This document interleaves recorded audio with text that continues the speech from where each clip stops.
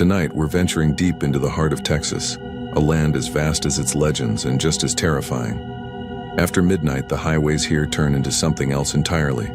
From eerie lights that drift over, black rivers to phantom hitchhikers who vanish without a trace, the Lone Star State hides encounters that will make you question what's real and what's waiting just beyond your headlights.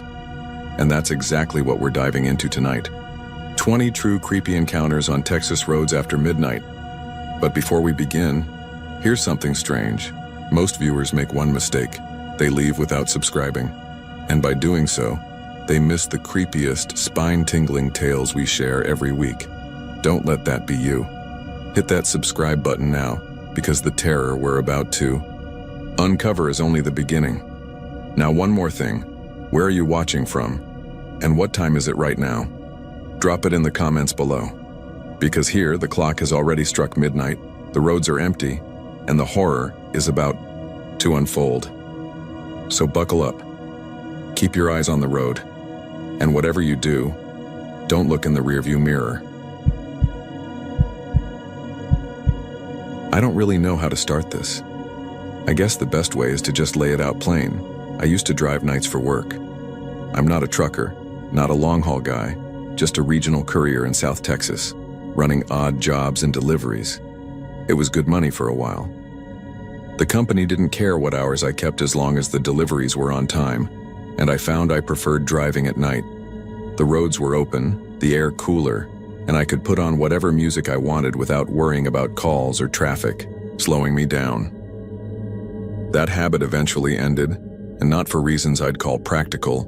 What happened to me still sits in my head like a pebble in my shoe, something I can't shake loose no matter how I try to reason it out.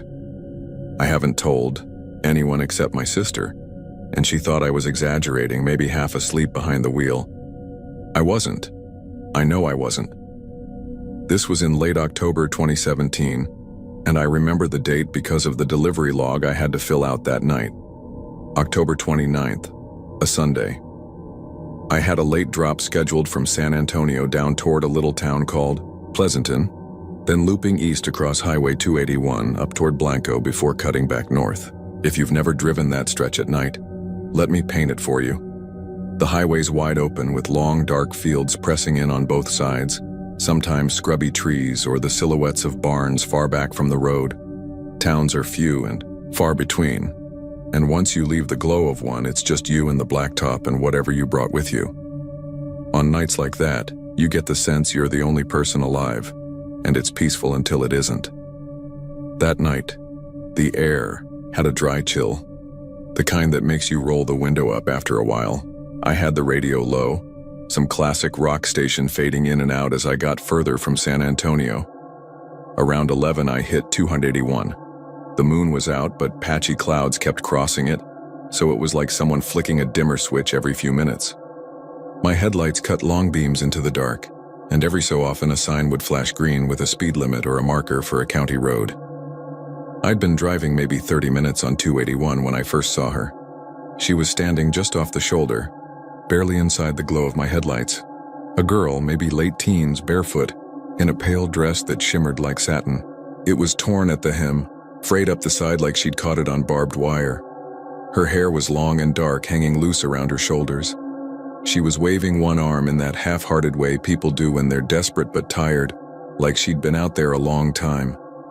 I slowed instinctively. You don't leave someone out there on a highway at midnight, not barefoot, not dressed like that. When I pulled up beside her, she stepped closer to the window. She looked normal, pretty even, though pale in a way that made me think she'd been out in the cold too long. "You okay?" I asked through the crack in the window. She nodded quickly. "Could you give me a ride?"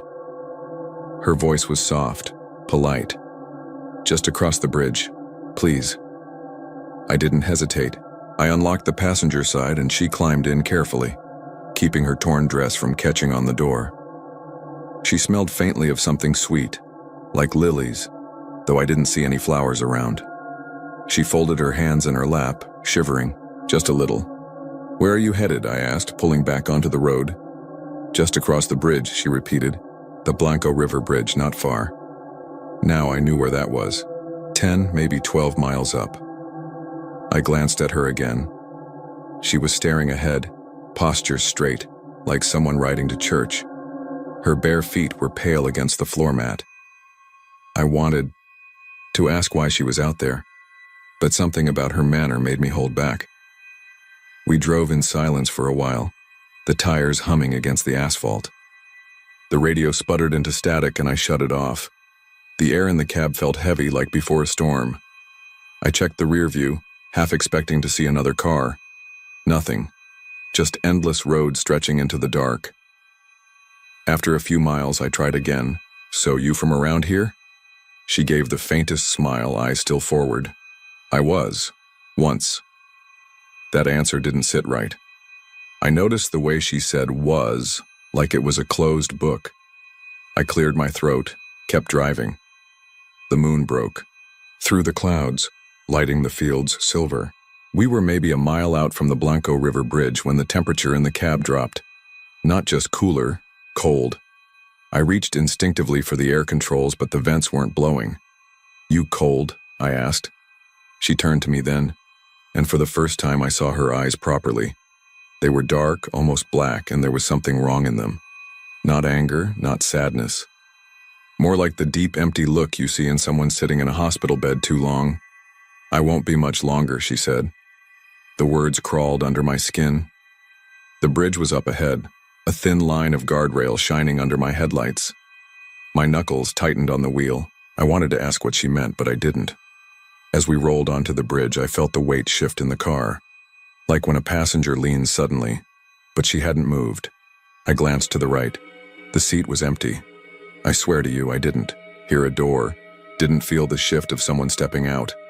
One moment she was there, the next she wasn't. Just the faint trace of that floral scent lingering in the air. I slammed the brakes, heart hammering, and the truck fishtailed before, stopping dead in the middle of the bridge. I threw the door open, stumbled out looking around. The river below glinted under the moonlight, silent and black. The road stretched empty on both sides. No footprints on the shoulder. No torn dress fluttering in the weeds. Just me. The cold air and the sound of the water moving below. I don't know how long I stood there, but eventually a horn blared behind me. Another car had come up, and the driver leaned out shouting if I was broken down. I muttered something, got back in, and drove the rest of the way with my hands shaking on the wheel. I finished the delivery, dropped the package, and drove home as dawn was breaking. I told myself I'd imagined it, that maybe she'd slipped out in some impossible way and I hadn't noticed. But the floor mat still had faint smudges of dirt, shaped like toes pressed into it. I never drove 281 at night again. Over the years, I've heard versions of the story from other drivers. They talk about a girl in a dress, barefoot, asking for a ride across the bridge. Some say she thanks you politely and then vanishes before you cross. Others say if you don't stop, she shows up in your backseat instead. I don't know what I saw, only what I felt. And what I felt was that she was real as anyone I've ever met. And when she disappeared, she didn't just step away. She slipped back into whatever place she'd been waiting, and for a brief stretch of road, I had carried her closer to it. That was 8 years ago. Sometimes, late at night, if I catch the smell of lilies out of nowhere, I find myself gripping the steering wheel harder, waiting for her voice in the dark. And I keep wondering, the night I gave her a ride, what if she hadn't asked me to stop at the bridge? What if she'd asked me to keep driving? It was late summer of 2016, somewhere between the tail end of August and the first week of September.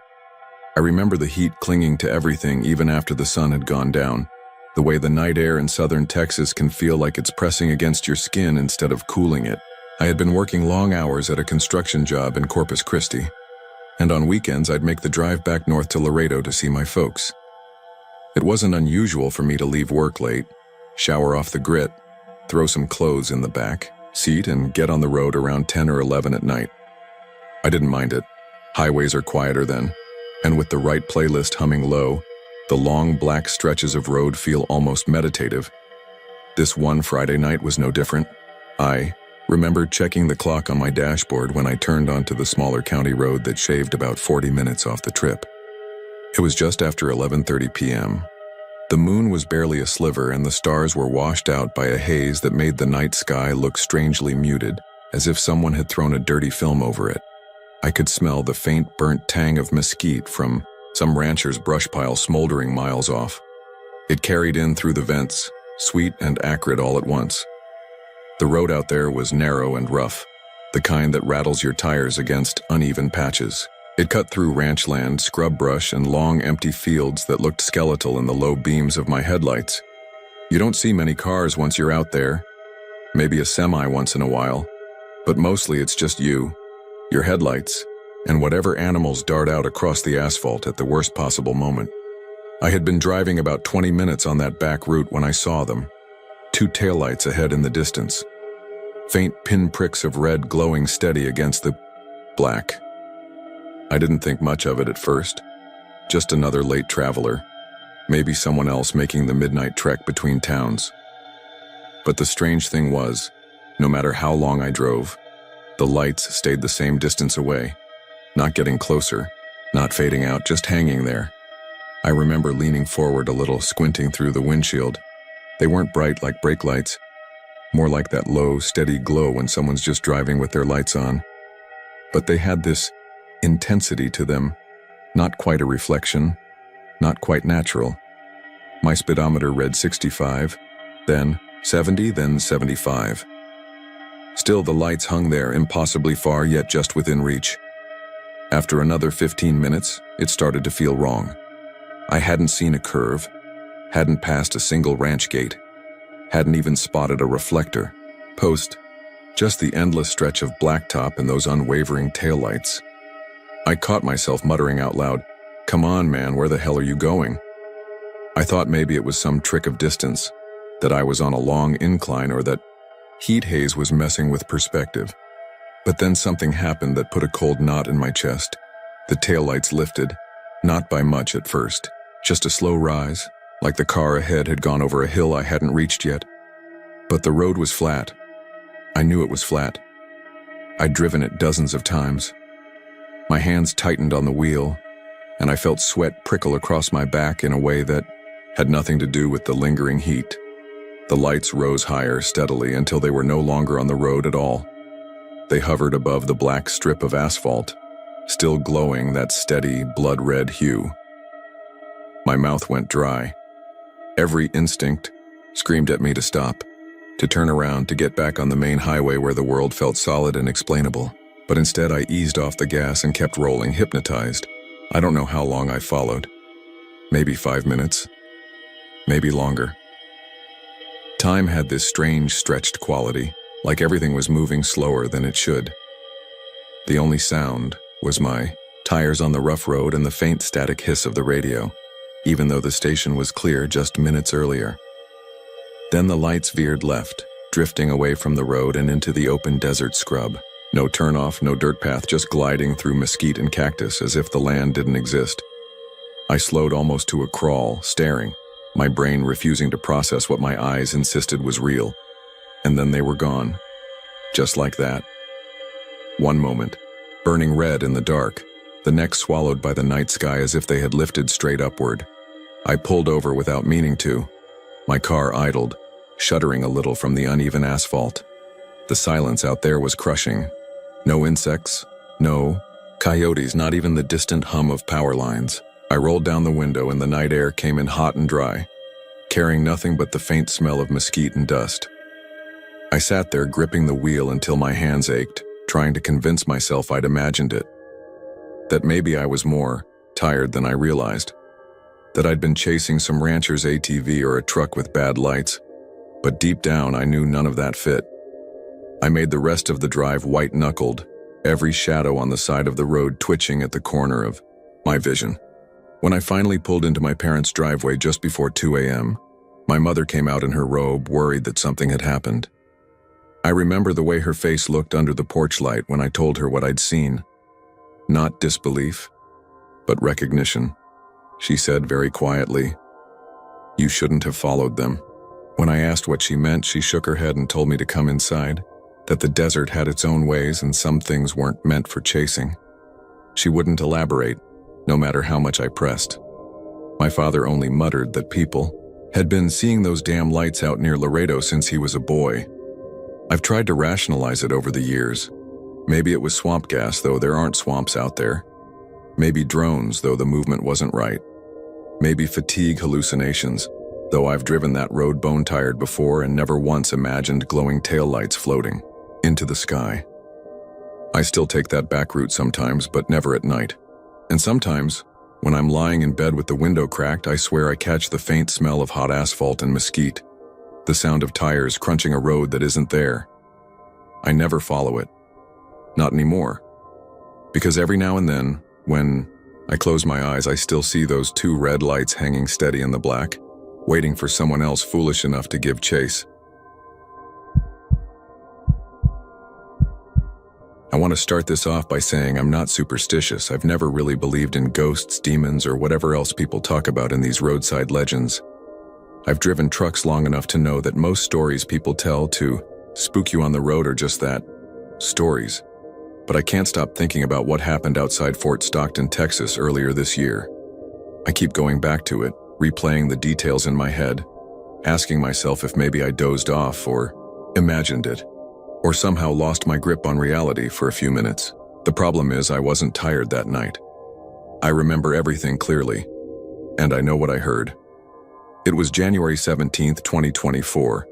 I had left San Antonio around 5 p.m., hauling a half-full trailer of dry goods westbound along I-10.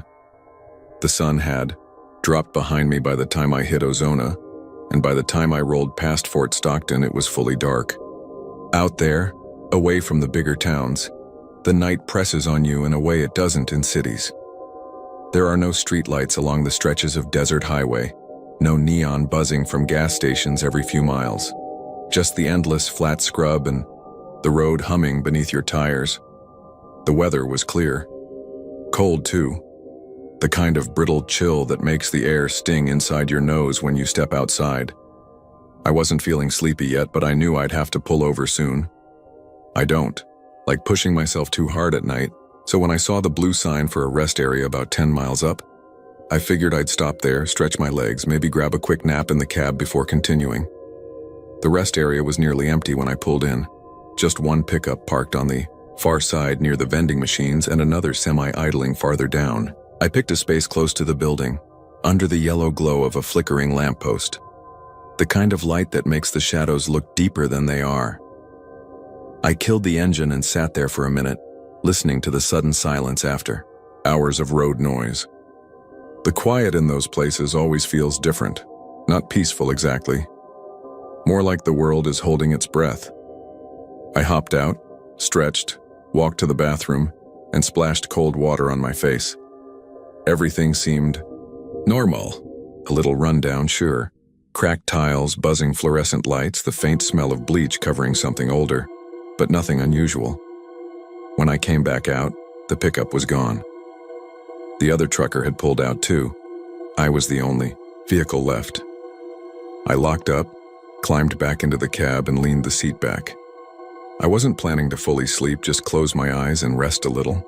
I checked my phone, no service, which wasn't surprising in that stretch, and tossed it on the passenger seat. That's when I heard it, a sharp knock. Right on the driver's side window. Not a tap, not the creak of metal cooling in the cold. Air, a distinct knuckle rap, clear as day. I sat up fast, my heart punching hard in my chest.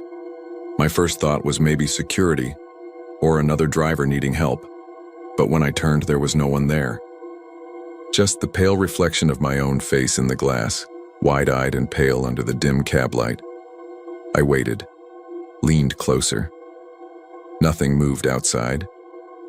The lot was empty, except for the vending machines humming by the building. I told myself, maybe I imagined it. Maybe I was already drifting off and dreamed the sound. So I shook it off, settled back, and tried to relax. Another knock, this time louder. 3 hard raps, quick, urgent. I flinched so hard I banged my knee on the steering column. My hands went straight to the door handle before I froze. Something about it, the precision of it, the way it sounded exactly like someone standing right there, it felt wrong. My gut told me not to open that door. Instead, I fumbled for the overhead light and flicked it on. The cab flooded with pale yellow. Outside, nothing. Not a shadow moving, not a figure darting away. Just the still, empty parking lot. I sat there, my breath fogging the glass, listening so hard my ears rang. I didn't even realize how tight I was gripping the steering wheel until my knuckles ached. A minute passed, then another. The silence pressed heavier. I reached for the ignition, ready to just drive out of there and find another place to stop. That's when the knock came again, but not on the driver's side, on the passenger side window. I jerked my head so fast my neck popped. Nothing was there. The beam from the lamppost lit that side of the lot clearly. No one crouched by the door, no one standing nearby. "Who's there?" I called out, my voice rough, half angry, half scared. No answer. I don't know why I did it, but I grabbed the flashlight I keep in the side pocket and flicked it on. The beam cut across the lot, steady and white. I swept it over the vending machines, the sidewalk, the bathrooms, the tree line at the edge of the property. Empty.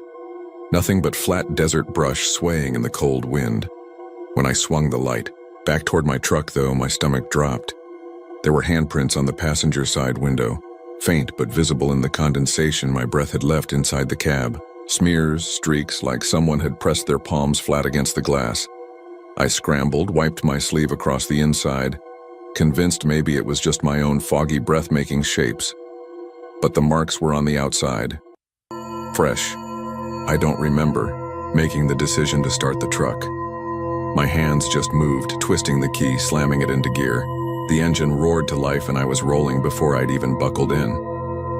Gravel crunched under the tires as I pulled hard out of the rest area and back onto the black stretch of I-10. My chest was tight the whole way to Van Horn. Every shadow on the shoulder looked like someone waiting.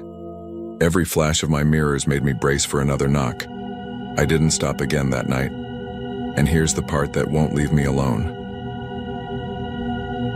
The next morning, when the sun was up and I finally pulled into a truck stop for gas, I got out and walked around the rig. The handprints were still there, and they were too small. Not child small exactly, but not the size of an adult's either. Narrow palms, thin, delicate fingers, like a young woman's. I wiped them off with a rag, filled the tank, and forced myself not to think about it for the rest of the run. But ever since then, I can't shake the feeling I wasn't alone that night. I've been through that stretch of I-10 twice since. Both times I made damn sure I didn't stop anywhere near Fort Stockton. Because out there in the dark, empty quiet of the Texas desert, there's a woman who knocks on windows. And if you're unlucky enough to answer her, I don't think you'd be around to tell the story. It was the night of Tuesday, October 12, 2021, just after 11:30 p.m. The air in Nacogdoches, Texas had turned sharp, with the kind of coolness you only notice after months of relentless heat. The sky was clear enough that I could see a faint stretch of stars through the dark outline of pine trees along County Road 715. I had driven that road plenty of times before, but that night felt different, maybe because of how still it was. Even the cicadas had gone quiet. I was coming back from visiting my cousin. We'd sat on his porch for hours, drinking beer and talking about deer leases and family gossip. He warned me, half joking, not to take the county road back so late, said it had a bad luck story attached to it. I laughed it off because in East Texas, every back road has some legend tied to it. Ghost lights, phantom hitchhikers, the works. This one was the black dog story. Folks around here say that if you ever see a big black hound pacing your car out on that road, it means somebody close to you won't make it through the week. Like I said, I laughed at him, but as I turned off, the main highway and my headlights cut into the dark canopy of pines, I felt the kind of chill you don't shake with the heater.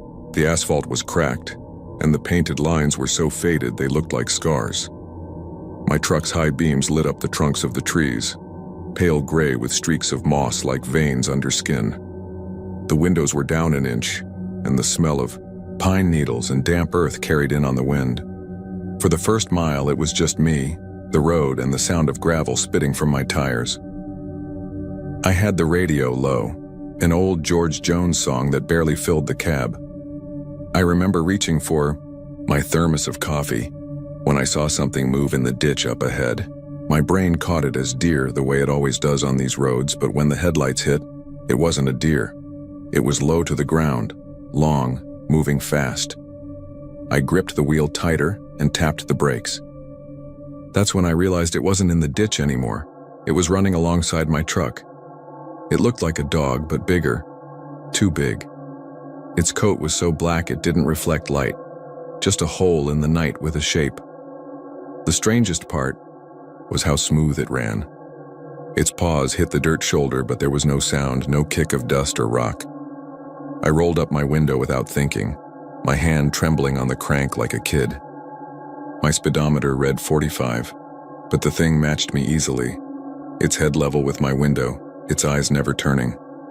I couldn't make out details except for the eyes. Pale, washed-out gray, almost like the color of smoke.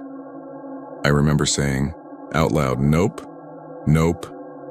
My voice sounded smaller than I expected, like it was swallowed by the night before it even left my throat. I pressed the accelerator, the truck growled, and the speedometer climbed past 60.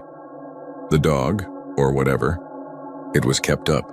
It didn't pant, didn't blink, just glided along, its muscles rolling like shadow under its coat. My stomach flipped cold. My cousin's words came back to me then, about the legend, the black dog. If you see it, someone you know dies. I wanted to floor it, but that road isn't safe for speeding. Sharp curves come up out of nowhere, and if you miss one, you're in the trees or the creek.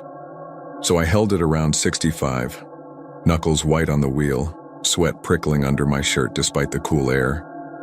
I stole a glance. It was still there. For the first time, its mouth opened. Its tongue lolled out. But there was no breath, no steam, nothing, just silence. I don't know what part of me snapped, but I shouted, "What the hell do you want?" My voice cracked, and for the briefest second, swear on my life, it smiled. Lips curled back just enough to show teeth. They weren't glowing, weren't exaggerated, just teeth, normal human-looking teeth where fangs should have been. My headlights caught the next curve sharper than I remembered. I braked hard, tires squealing, and the back end of the truck fishtailed before catching. In that moment of skidding, I lost sight of it. When the road straightened again, the shoulder was empty. Nothing there but dark trees and the ruts of dirt where water had dried. I kept driving. Every nerve in me said not to stop, not to even slow down, so I didn't. I don't remember the rest of the road. Only that when I pulled into my driveway, my hands were still shaking so badly I could barely cut the engine. My porch light looked unreal, too bright, too safe. I sat there in the truck until my pulse slowed enough to get out. I told myself it was a stray, a trick of light, my brain playing games after too many beers. I tried hard to believe that. The next morning, I called my cousin, wanting to tell him, but I didn't. He would have laughed, called me chicken, and I wasn't ready for that. So I said nothing. 2 days later, I got the call. My aunt, my mom's youngest sister, had been in a wreck outside of Lufkin. Single car, rain-slick road. They said she must have lost control. She died at the scene. I didn't tell anyone what I saw on County Road 715. Not at the funeral, not afterward. But here's what gets me. The night before she died, she posted a picture on Facebook. It was one of those blurry shots out the driver's side window, sunset over pine trees. Nothing unusual, except in the ditch along the road, down at the bottom corner of the frame was something black, long, low to the ground. You couldn't make out details, not unless you knew what to look for. But I knew. God help me, I knew. It's been almost 3 years since then. I haven't driven that road again, not once. I still dream about it sometimes, though.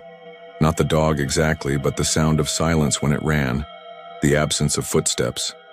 In the dream, I'll be standing on the edge of my yard, and I'll hear the faint crunch of gravel on the road like someone walking.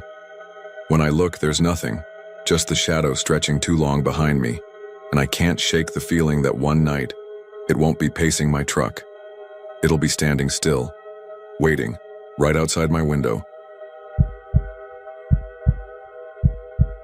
I don't really know how to start this, except to say that I'm not the type of person who believes in ghost stories. I've driven for over 15 years, up and down the highways of Texas, through storms, heat waves, and the kind of endless nights that make you forget you're even human anymore. I've seen drunks swerve across lanes, deer explode through windshields, trucks jackknife in the rain. None of that scared me the way this did. None of that stayed with me afterward, pressing into the edges of my thoughts every time I check my mirrors. It was Friday, March 8th, 2019. I know the date because I wrote it down in the little logbook I used to keep before my company switched us to digital. My shift had started in San Angelo around 3 odd in the afternoon, hauling an empty reefer back down Route 67 toward Presidio. It's a lonely road, miles of nothing but mesquite, dry grass, and the occasional rusted-out fence. The sun had dropped, behind me, leaving that red haze in the sky that hangs on for way too long in West Texas. By the time I hit the stretch past Big Lake, it was already dark. The weather was calm, clear skies, no wind. The kind of night where you can see every star, where the air feels like it's holding its breath. I remember glancing at the dash clock around 9:15 p.m. I hadn't passed another car in almost 20 minutes, which isn't unusual out there. I had the radio low, some AM preacher rattling on about revelations when I caught the glow of headlights in my side mirror. At first I was relieved. A set of lights on that road means you're not completely alone. But they were off somehow. They looked too dim, like someone had wrapped a rag around the bulbs, and they weren't steady. They flickered like firelight bouncing off glass. Within a minute, the vehicle was on me. I checked again and my stomach tightened. It wasn't just a truck, it was an 18-wheeler. An old one, the kind with a box cab and a paint job so dark it could have been black or navy. Hard to tell under those weak lights. But the strangest part was the headlights themselves. Both were shattered, spiderweb cracks across the glass, but still glowing faintly like coals. The thing rode my bumper so close I couldn't see the grill. I was already doing 65, which is about as fast as you want to push on that stretch. But the truck wanted more. I tapped my brakes hoping the driver would back off. Instead, he roared the engine. The sound filled my cab, deep, metallic, like an animal growling through steel pipes. Jesus Christ, I muttered, and flicked my blinker, easing onto the shoulder. The gravel crunched under my tires as I slowed, waiting for him to pass, except he didn't. He slowed too. I came to a full stop. My hazard lights clicked on, orange flashes against the brush. The big rig behind me idled, headlights smoldering, engine rumbling low. I couldn't see the driver. Couldn't see anything behind the cracked glass of his windshield. After maybe 10 seconds, long enough for my heart to hammer, I waved him on. "Go ahead," I said out loud, though my windows were rolled up. Nothing. And then, without warning, the engine roar cut off completely. Not like he turned the key, but like the sound had been yanked out of the air. My own radio fizzed with static, then died. My dashboard lights dimmed. A second later, the engine of my truck shut off too. No cough, no sputter, just gone. The silence that followed was heavy. No cicadas, no night birds, not even the faint rush of wind. Just me sitting there in the dark, hazards clicking weakly until they drained away. I tried the ignition. Dead. Not even a click. That was when I realized I was holding my breath. I forced myself to exhale, then leaned forward to get a better look at the other truck. But it wasn't there anymore. The road behind me was empty. No headlights, no taillights fading into the distance. Just black asphalt stretching forever in both directions. I swear to you, it hadn't driven past. I was watching. It hadn't turned around. It hadn't pulled into the scrub. It just wasn't there anymore. My chest went cold. I tried the ignition again, harder this time. Still nothing. I cursed, slammed the wheel with my palm. After a long minute of panic, the dash lights flickered back on. The engine coughed once, then started like nothing had happened. The radio came back too, the preacher mid-sentence about fire raining from the heavens. I got the hell out of there, pushing the speedometer past 70, hands sweating on the wheel. 4.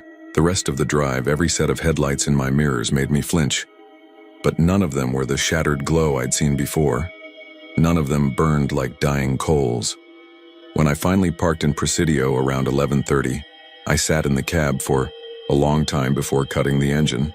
My hands were still trembling. I didn't tell anyone that night. Who would believe me? Truckers swap plenty of stories, sure, but this wasn't the usual phantom hitchhiker or white dress woman. This felt wrong in a way I can't explain. Over the years, I've heard whispers about Route 67, about an old rig that tailgates you in the dark, about how if you pull over, your truck dies. Some say it's a driver who wrecked in the 70s, burned alive when his cab jackknifed and caught fire. Some say it's just bad luck, or a trick of the desert air. All I know is I saw it once, and I pray to God I never see it again. But here's the thing. Last week I was driving that same route, first time since 2019, and just before Big Lake I noticed a dark smear on the pavement. Not oil, not rubber, something else. And in my mirror, for half a second, I thought I saw those broken headlights, glowing again, fading in and out like coals waiting to catch. I live in El Paso, Texas, and I've always been a night driver. I work odd hours at a warehouse on the far edge of town, and by the time my shift ends, the desert highways are mostly empty. It's not unusual for me to drive back into the city at 2 or 3 in the morning, headlights carving a path through nothing but scrub brush, sand, and the distant glow of mountains under the stars. The road gets so quiet it feels like you're the only person awake for miles. For years it was uneventful. I had my podcasts, my thermos of coffee, and the steady hum of tires against asphalt. But last summer, something started happening on those drives that I can't explain, and it's gotten to the point where I avoid those roads entirely. The first time was in July, late at night. The air was still heavy with heat even after midnight, and I rolled down the window just to let the hot wind blast my face and keep me awake. I'd just passed through a stretch of desert where the road dips low. No lights, no houses for miles when I heard it. A deep, growling roar that rose up behind me like thunder. At first I thought it was a truck engine. The sound had that low vibration, powerful and close. My instinct was to check the mirror, and that's when I realized there were no headlights. Just darkness stretching back across the blacktop. Still, the sound kept getting louder, like something barreling up right on me. I kept glancing in the mirror, slowing a little, expecting beams of light to flare any second. But nothing. Just the roar, pressing into my ears until it felt like the inside of my skull was rattling. And then, as suddenly as it had appeared, it was gone. Silence. No headlights, no vehicle, just me on the highway again, hands sweating on the steering wheel. I told myself it was nothing. Maybe an engine miles, a way bouncing sound across the desert, or my own tires echoing weirdly off the road. It bothered me, but I didn't tell anyone, just chalked it up to fatigue. A week later, it happened again. This time I was about 10 miles outside of Fabens, the stretch where the desert feels endless. I had the windows up, AC running low, music playing softly when the same roar came from behind me. My stomach dropped. I checked the mirror. No headlights, no taillights ahead of me either. Just empty road. The sound came closer, like whatever it was about to slam into the back of my car. I braced myself without even realizing it, gripping the wheel so hard my knuckles turned white. And then, again, silence. Nothing there. When I got home, I mentioned it to my cousin Manny, who rides a Harley and knows all the local bike groups. He went quiet for a second and then said, "You're not the first person to hear that." I laughed nervously, but he wasn't joking. He told me some bikers around El Paso talk about a ghost rider on the highways outside town. They say if you drive late enough, you can hear a Harley engine tear past you, except there's no bike, no rider, nothing but the sound, and sometimes dust whipping up like something invisible had just flown by. I told him he was screwing with me, but he shook his head. "Nah, man. Old story. Some guy died out there on a wreck years back. Never made it home. Some say he's still riding." I tried to play it off, but the unease stuck with me. The next time it happened, I wasn't calm at all. It was in early August, around 2:30 in the morning, moonless sky, the desert completely black outside the reach of my headlights. I was on Highway 62, where the land is so flat you can see for miles during the day, but at night it feels like driving across the bottom of the ocean. The roar came again, deep, guttural, vibrating through the car. I checked the mirror. This time, I swear I saw dust lifting in the glow of my taillights, spiraling up in a twisting cloud like something heavy was speeding down the road behind me. My heart jumped. I hit the gas, pushing my old Civic harder than I usually dared on those roads, but the roar stayed right on me. And then, I heard it pass. Not saw, but heard. The sound rose up, screaming past my driver's side like a hurricane. Wind, and for a second I swore I felt the car shift as if displaced by something rushing by. My side mirror trembled. My skin went cold, but there was nothing there. I pulled over after that, chest heaving, headlights painting the scrub in sickly yellow. I sat there on the shoulder, the desert silent around me, and I realized my hands were shaking too hard to keep driving. I started looking it up after that.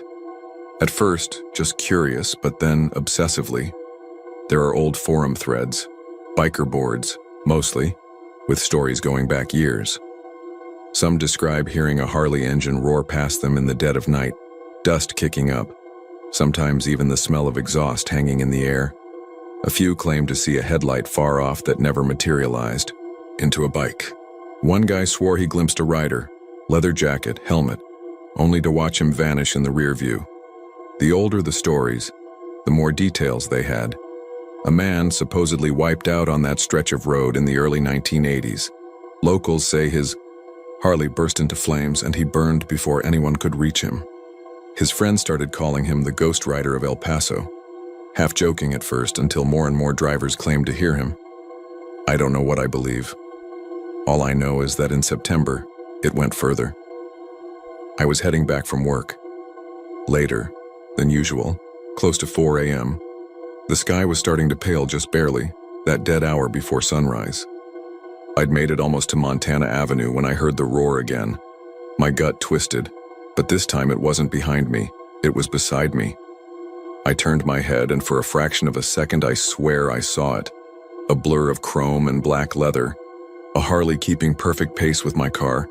No headlight, no taillight, just a shape in the corner of my vision. My heart stuttered. I turned my head fully and there was nothing.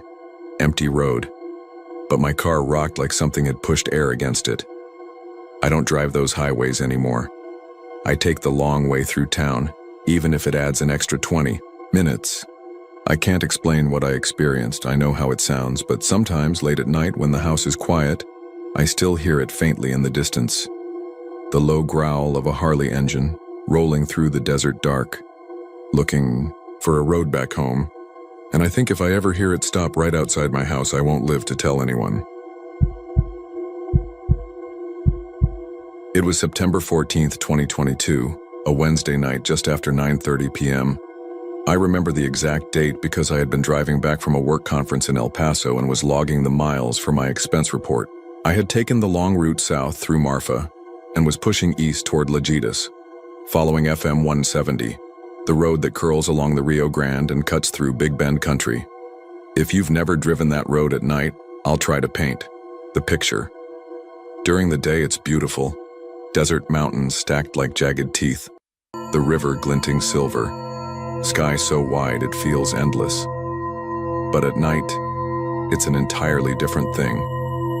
Blackness wraps around the car so completely that the headlights only make a kind of glowing tunnel. And beyond that tunnel, it feels like the world just ends. The stars were out in sheets that night, no clouds at all, and the air was cool enough that I had my window cracked, letting the dry desert wind wash in. I was alone on the highway. I hadn't seen another car in over an hour. Cell service is dead out there, so it was just me, the engine, and whatever the desert decided to give me. Around 9:45, I rounded a bend and caught sight of something small and pale moving along the shoulder up ahead. At first, I thought it was an animal, a stray dog maybe, but as I slowed down, the shape resolved into a child, a little girl, She couldn't have been more than 7 or 8. She was barefoot, walking unsteadily along the gravel edge of the road, wearing a white cotton dress that looked too thin for the night air. Her long black hair hung down, hiding part of her face. I slowed way down, rolling the window lower. "Hey," I called. "Are you okay? Where are your parents?" The girl stopped walking but didn't look up. She just stood there, small shoulders, shaking like she was crying.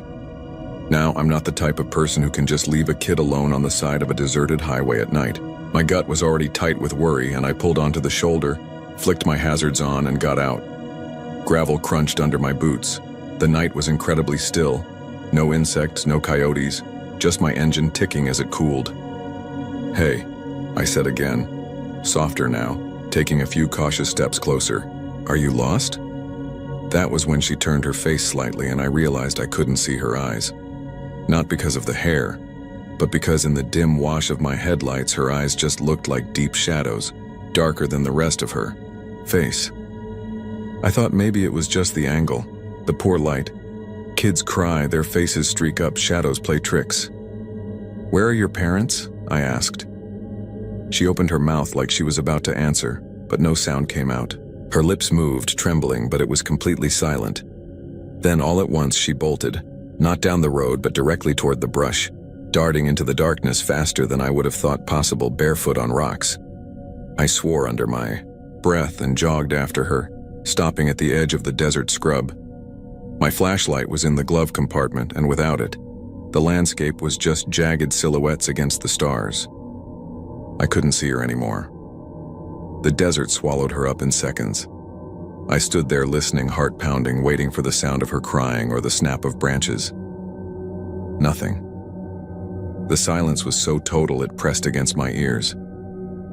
Eventually, I told myself the girl must have gone to find her family, maybe campers by the river, maybe a house hidden off the road. But the longer I thought about it, the less sense it made. There hadn't been a driveway or turnoff for miles. No houses, no ranches, nothing but desert.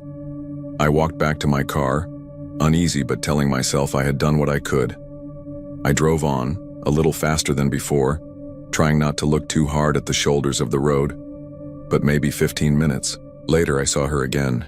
Same white dress, same dark hair, walking barefoot along the gravel. She was ahead of me, illuminated in the tunnel of my headlights like I had looped back somehow.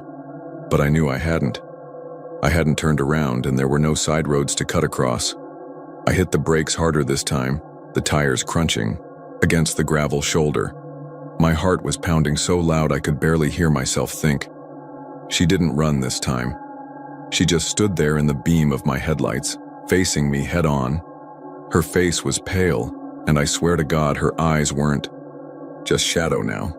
They were completely black, catching no light at all, like two holes cut straight through her. I didn't get out this time. I just sat there, gripping the wheel, breath shallow, waiting for her to move. Then, without warning, she vanished. Not ran, not ducked, just gone. 1 second she was standing there, and the next the headlights were shining on empty road.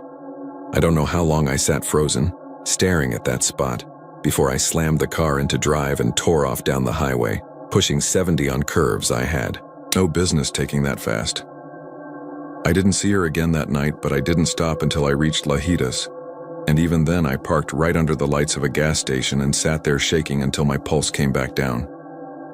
When I finally told someone, a woman at the motel desk when I checked in, she just nodded like she'd heard it before. She said sometimes tourists reported a lost girl on that stretch of FM 170. They'd stop, thinking she needed help, and she'd disappear when they turned their head. Some say she drowned in the Rio Grande decades ago. Others say she was left behind when her family broke down and tried to walk for help, and she never made it out of the desert.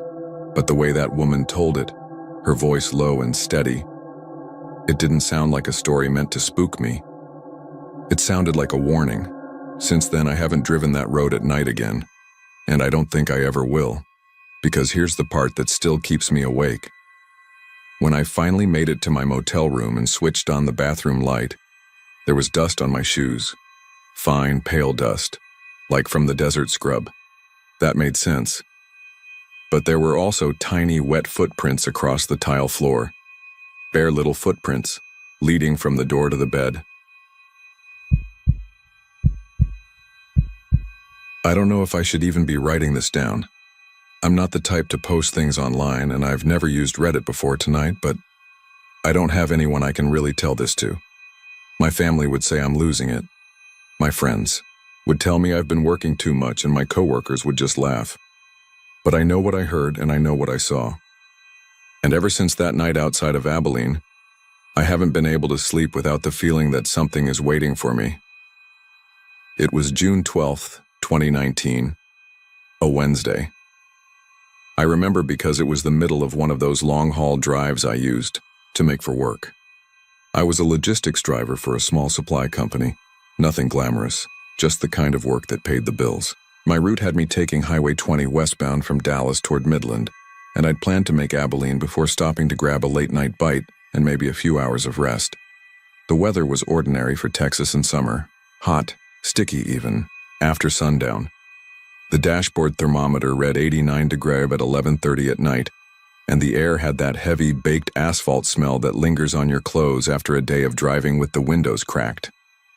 Traffic was light, the sky was moonless, and the stretch of road ahead looked like a black ribbon with only my headlights keeping it real. Around 11:45, I pulled off at a rest stop just past Baird. If you've ever driven through that part of Texas, you know the kind I mean. A big concrete lot with a couple of faded vending machines, a squat restroom building, and nothing but miles of flat land around it. The lights overhead buzzed and flickered, and there were only two other vehicles in the lot, a dusty white pickup near the restroom and an 18-wheeler parked way off at the far end. I wasn't planning on staying long. I wanted to stretch, my legs, splash some water on my face, and buy a soda for the road. I parked under one of the buzzing lights, shut off the engine, and stepped out into the heat. The sound of cicadas came in waves from the scrubland beyond the fence, and I remember thinking how still everything else felt. That's when I noticed the payphone. It was bolted to the side of the restroom building right between the men's and women's entrances. A relic. You don't see many of those anymore, especially not out in the middle of nowhere.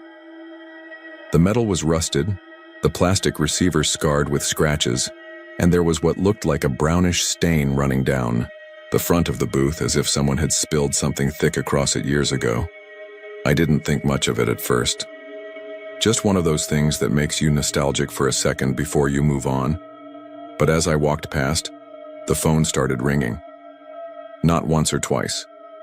It rang steadily, sharp and clear, cutting through the cicadas and the buzzing lights. I stopped. Now, you have to understand, this was nearly midnight at a rest stop off I-20, with no one around except a guy in a truck and a sleeping trucker way down the lot. There was no reason in the world that payphone should have been ringing.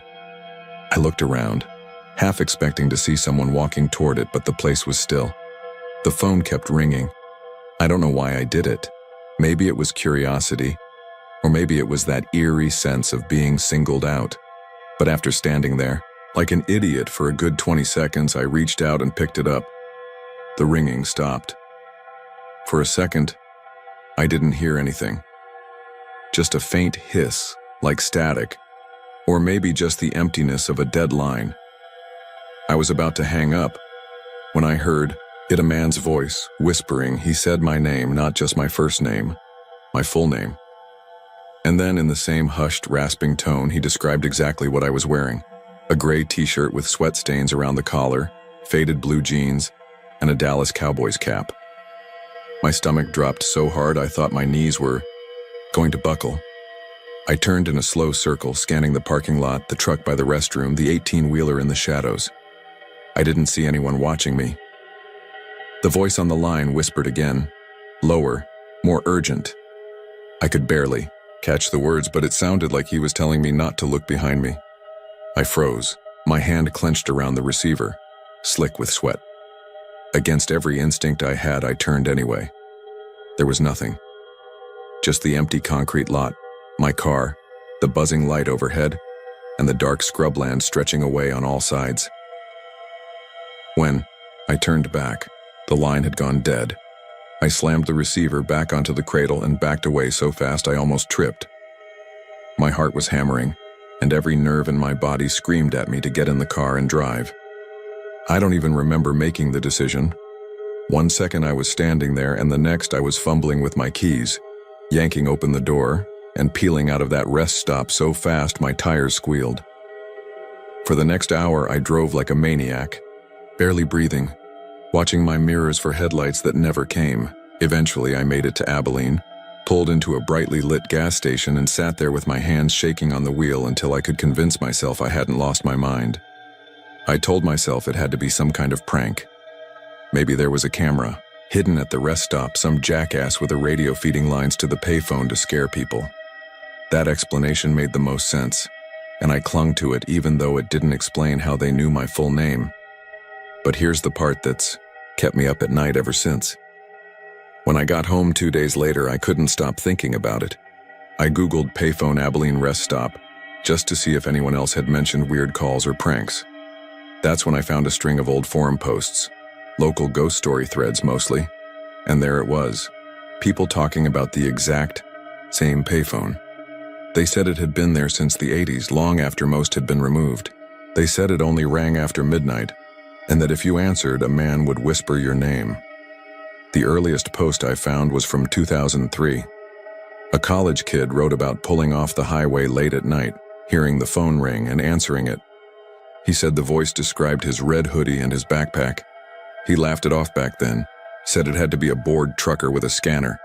He was found dead 6 months later, off a county road near Sweetwater. No signs of a struggle, no cause of death, just lying there like he'd gone to sleep and never woken up. There were other stories. People who heard the voice say things like, "Don't go home," or "You shouldn't be here." Some claimed they saw figures in the scrubland after answering. One said the stain on the booth wasn't rust or old soda but dried blood.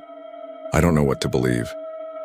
All I know is that 2 weeks ago I was lying in bed at home, finally starting to convince myself it was all in my head, when my phone, my personal cell phone, started to ring.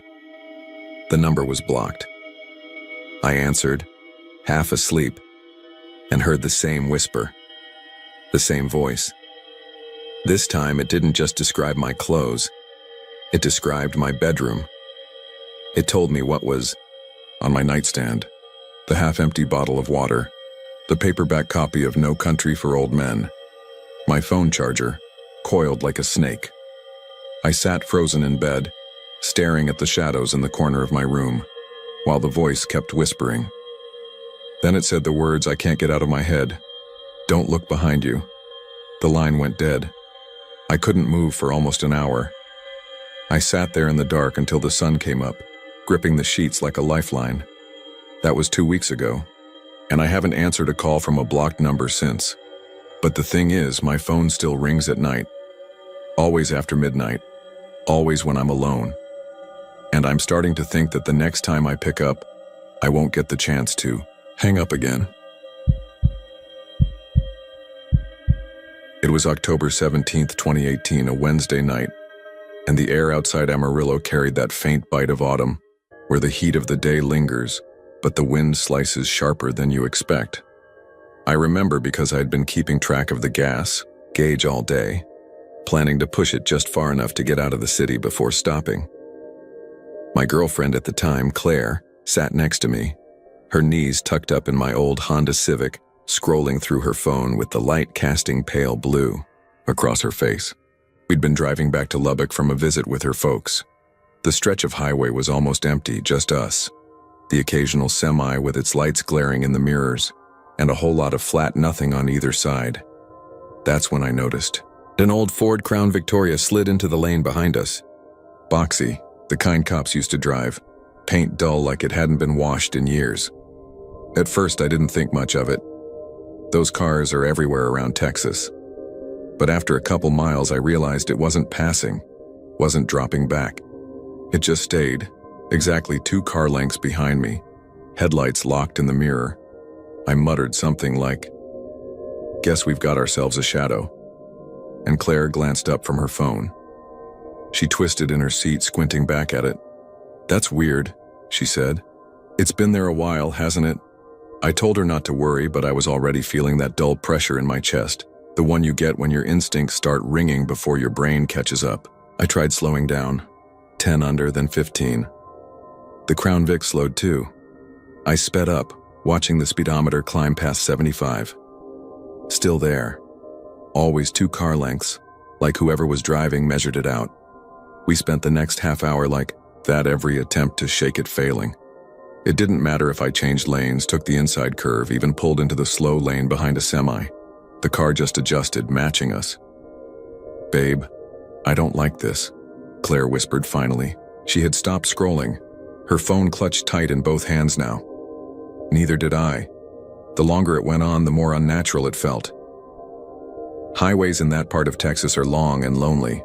There's nothing but flat fields, fences, and occasional, dark farmhouses set way back from the road. If we broke down, if something happened, it would be just us and whoever was in that Crown Vic.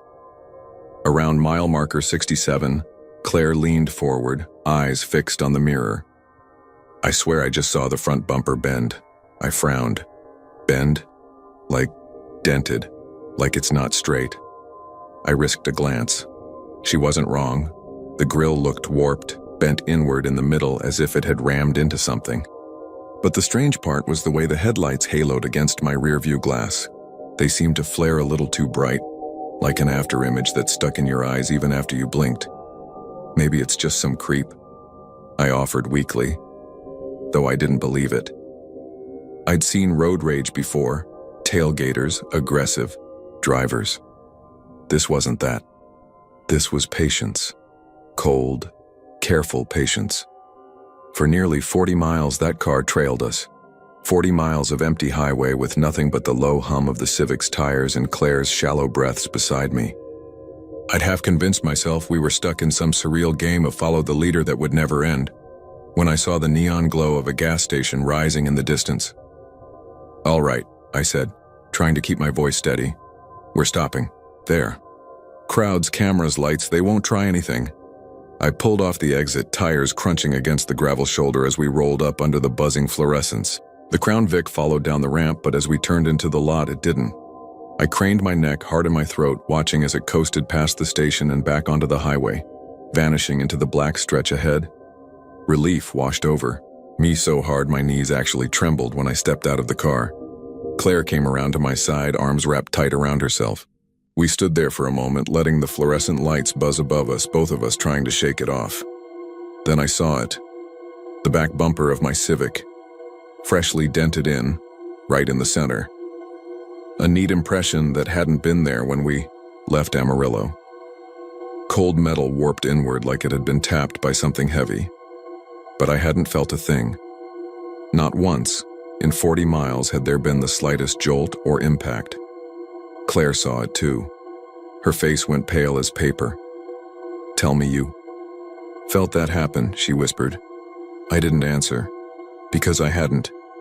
We filled the tank in silence. Neither of us wanted to get back on the road, but it was worse staying still, exposed under those buzzing lights. When we finally climbed back into the Civic and pulled out, I checked the mirrors again and again. Every set of headlights on that road for the rest of the night made my throat tighten. We never saw the Crown Vic again, but I'll tell you this. When I got home, I measured that dent in the bumper, dead center, exactly 2 car lengths worth of reach. And sometimes late at night when I catch a glimpse of headlights swelling in the mirror behind me, I swear I feel a phantom jolt ripple through the frame, like something brushing against me without touching at all. And I wonder if next time I'll actually feel the impact. It was on a Thursday night in late October 2021 when I first heard her. I was driving back from a friend's house in Seguin, heading west along River Road toward New Braunfels. It was around 12:40 in the morning, cool out, somewhere in the mid-50s, and the fog was beginning to rise off the Guadalupe. I'd taken that road 100 times before. It's narrow, hugging the water most of the way, with low guardrails that look like they wouldn't stop anything heavier than a bicycle. At night, it feels even tighter. The headlights catching the pale bark of cypress trees and the occasional flash of water when the road curves too close to the river. I had the windows cracked because the air smelled of wet cedar and cold stone. That particular hill country smell you can't mistake for anywhere else. My radio was low, some AM station I wasn't really listening to, just static and faint talk. That's when I caught it. A voice, carried on the damp air. At first I thought it was someone drunk by the water, maybe a camper who'd stayed up too late. But the tone didn't match. It was singing. Not loudly, not like a performance, more like the way you'd hum to a baby, soft and steady. A lullaby. I slowed down, more curious than anything, and glanced toward the water. Through the mist, I could see the surface moving strangely. The river there is usually calm, barely more than a wide, lazy stream, but it looked higher than it should have been, lapping against the bank almost to the guardrail. The singing grew clearer as I slowed, enough that I turned the radio off. The words weren't in English, or if they were too muffled and drawn out for me to catch. The melody repeated in a way that was almost hypnotic. I rolled the window down further, leaning toward the sound. That's when I realized something was wrong. The water wasn't just higher than usual. It was moving against the current, climbing in slow, deliberate swells toward the edge of the road, like it wanted to reach me. I remember gripping the wheel tighter, this weird chill spreading down my arms. My brain was trying to explain it, away, release from Canyon Lake, sudden current shifts, but I'd grown up around that river. It doesn't move like that, not on its own. I pressed the gas, rolling the window back up. The singing faded as I drove, but not immediately. It lingered in my ears, faint as though it were inside the car with me. The next morning I mentioned it to a coworker. He gave me this look, half smile, half concern, and asked if I'd been near the dam. I said no, I'd been on River Road. He nodded slowly and said, "You probably heard her, the woman by the water." I laughed it off, thinking he was joking, but he wasn't smiling anymore. He told me people in that area had stories. Drivers late at night hearing a woman's voice along the river, usually singing, sometimes crying. A few said they'd stopped to listen and the water had risen so high it covered the tires of their cars, even though the river was normal when daylight came. He said his cousin swore he'd seen her once. A figure standing ankle deep in the water, long hair, pale dress, face too blurred to make out. I didn't want to believe it, but I couldn't stop thinking about the way the river had looked, the way it had climbed. A week later, I made the mistake of driving that way again. Same time, of night. I told myself it was the fastest route home, but the truth was I wanted to know if I'd imagined it. The fog was heavier this time, rolling across the pavement in thick sheets. And sure enough, as I reached the narrow bend where the guardrail dips low, I heard her again, singing. The same lullaby, low and steady. I tried not to slow down, but I couldn't help it. My headlights cut across the water, and I swear on everything I have that I saw someone standing there, knee-deep in the river. White dress clinging to her, long black hair moving with the current, though the rest of her body was completely still. She wasn't facing me. Her head was tilted slightly downward toward the water. The river surged again, higher than the bank, kissing the edge of the asphalt. My tires hissed as I pressed the accelerator, and in my rearview mirror I thought, I saw her lift her head, just enough to know she was aware I was there. I don't drive that road anymore, but sometimes, late at night, even in my apartment with the windows shut, I catch myself humming that tune, the same lullaby, and I don't know if I'm remembering it or if I'm hearing her again. It was the night of March 11th, 2022, a Friday around 11:45 p.m., when I first drove out to that stretch of dirt road outside Waco. I remember the exact time because I checked my phone before turning off the highway. The weather was unseasonably warm for early spring, about 68 degrees, with a dampness in the air that made the windshield fog at the edges. The sky had that washed-out look where the moonlight smears behind thin clouds, and the only other lights were the faint glow of farmhouses far back off the road. I hadn't gone out there to chase any ghost stories. I'd just gotten off a long shift at work. I do HVAC service calls, and I wanted to clear my head with a drive. A guy I know, Tim, had told me about a little dirt loop the county never paved. He said it hooked around and spit you back, out near the same spot on Farm to Market Road 933. So it was easy if you wanted a quiet place to kill time without worrying about getting lost. That's all I knew about it when I pulled off the blacktop and onto the gravel. The crunch of the tires was the first thing that struck me. I turned down the radio because, for some reason, the sound felt louder than it should have been, like the road was amplifying it.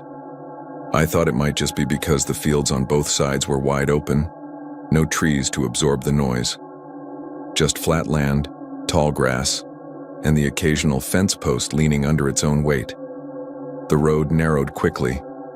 My headlights showed a strip of pale dirt with weeds poking up in the center like no one had graded it in years.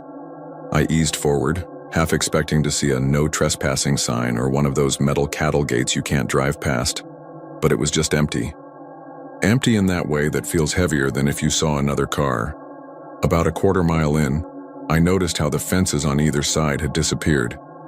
It should have been pasture, but suddenly the grass looked wild, unkept, and tall enough to sway in the breeze that came through my open window.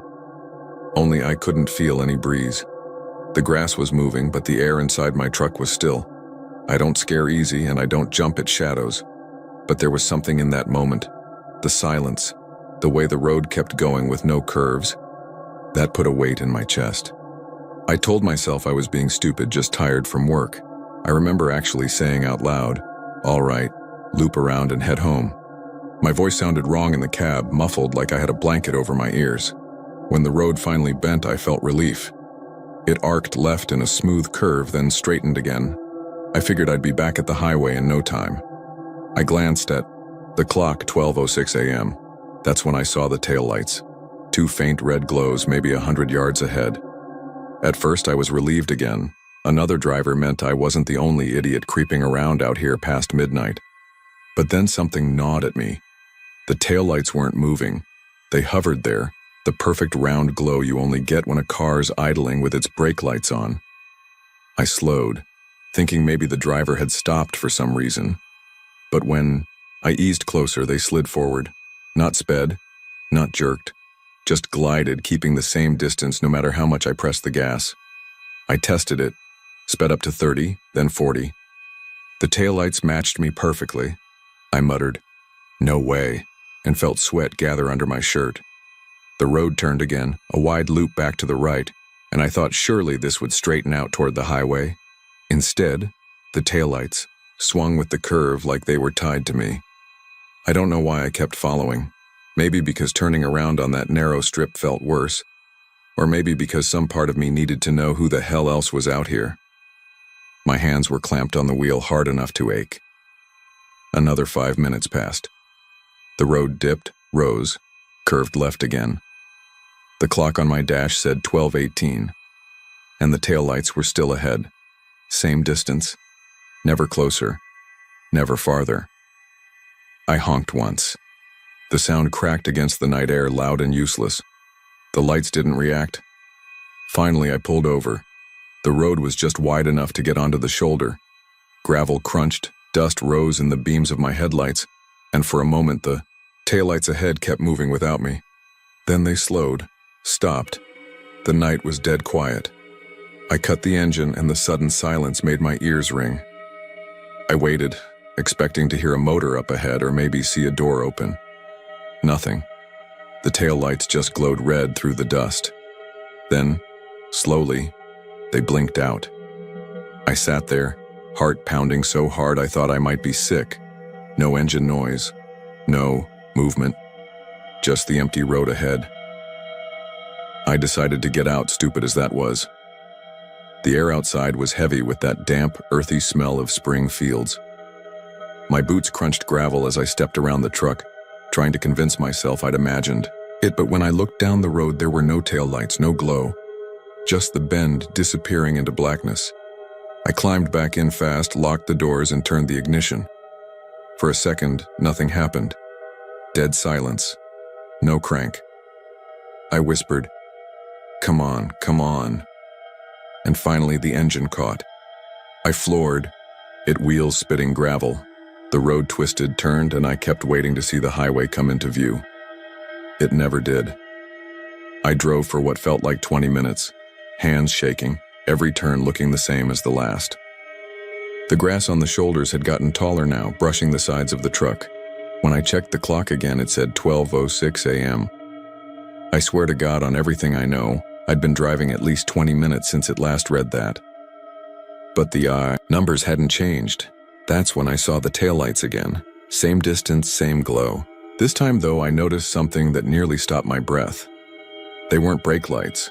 They weren't the clean red circles of another truck.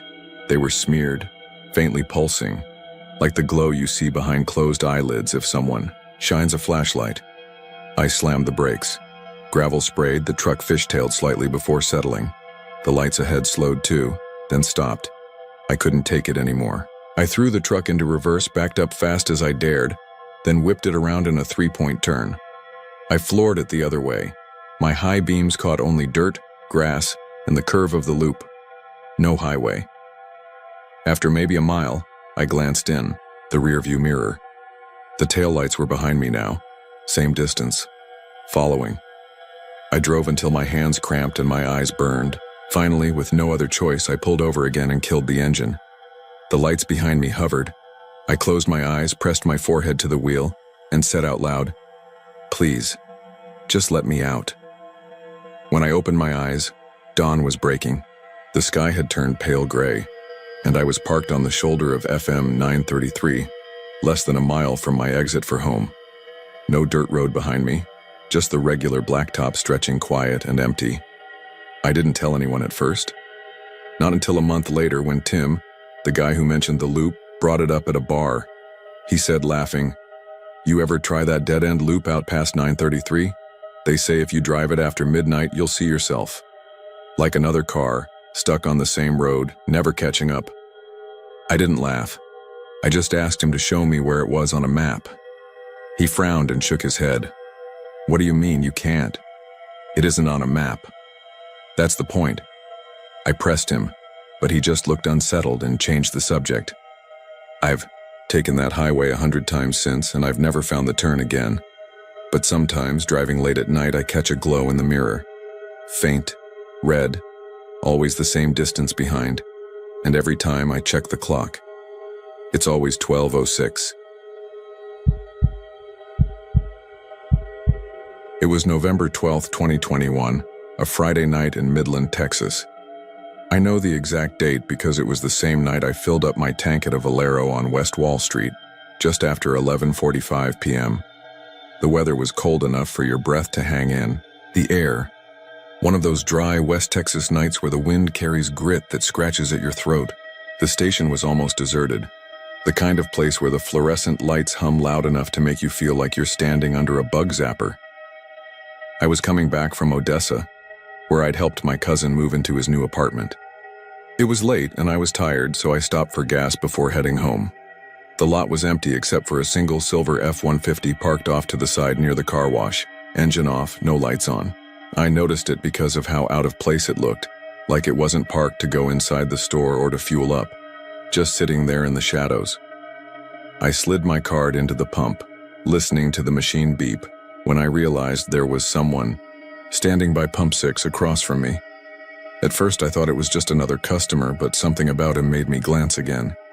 He wasn't moving, just standing there right next to the pump, hands at his sides, face tilted slightly upward, like he was staring at the overhang. He wasn't wearing a jacket despite the cold, just a thin gray shirt and jeans. His skin was pale, so pale it seemed to catch the glow of the fluorescent lights differently, almost reflecting it. I didn't hear him walk up, and that unsettled me. The lot had been empty when I pulled in. I tried not to stare. I busied myself with the nozzle, telling myself he was probably waiting for someone inside. But when I looked up again, he was staring at me. Not just a glance. His head had turned fully in my direction, and his lips were moving, whispering something I couldn't hear. I looked down quickly, pretending to check the pump. My chest had that tight, nervous flutter you get when you know something is wrong, but you don't want to acknowledge it. The numbers on the pump ticked slowly. Behind me, I could feel his eyes still fixed on me. When the nozzle clicked, I replaced It and got in my car faster than I meant to. I didn't even bother with the receipt. My headlights caught him for a second as I pulled out, still standing there, mouth moving, whispering. The weirdest part? No car near him. No bag, no phone in his hand. Nothing to suggest why he was there. Just him and that dead stare. I drove home, trying to shake it off, but the image stuck in my head. That chalk-white face under the buzzing lights, whispering, to no one. The next morning, curiosity got the better of me. I mentioned it to the cashier at the same Valero when I stopped for coffee. She froze when I said, "Pump 6.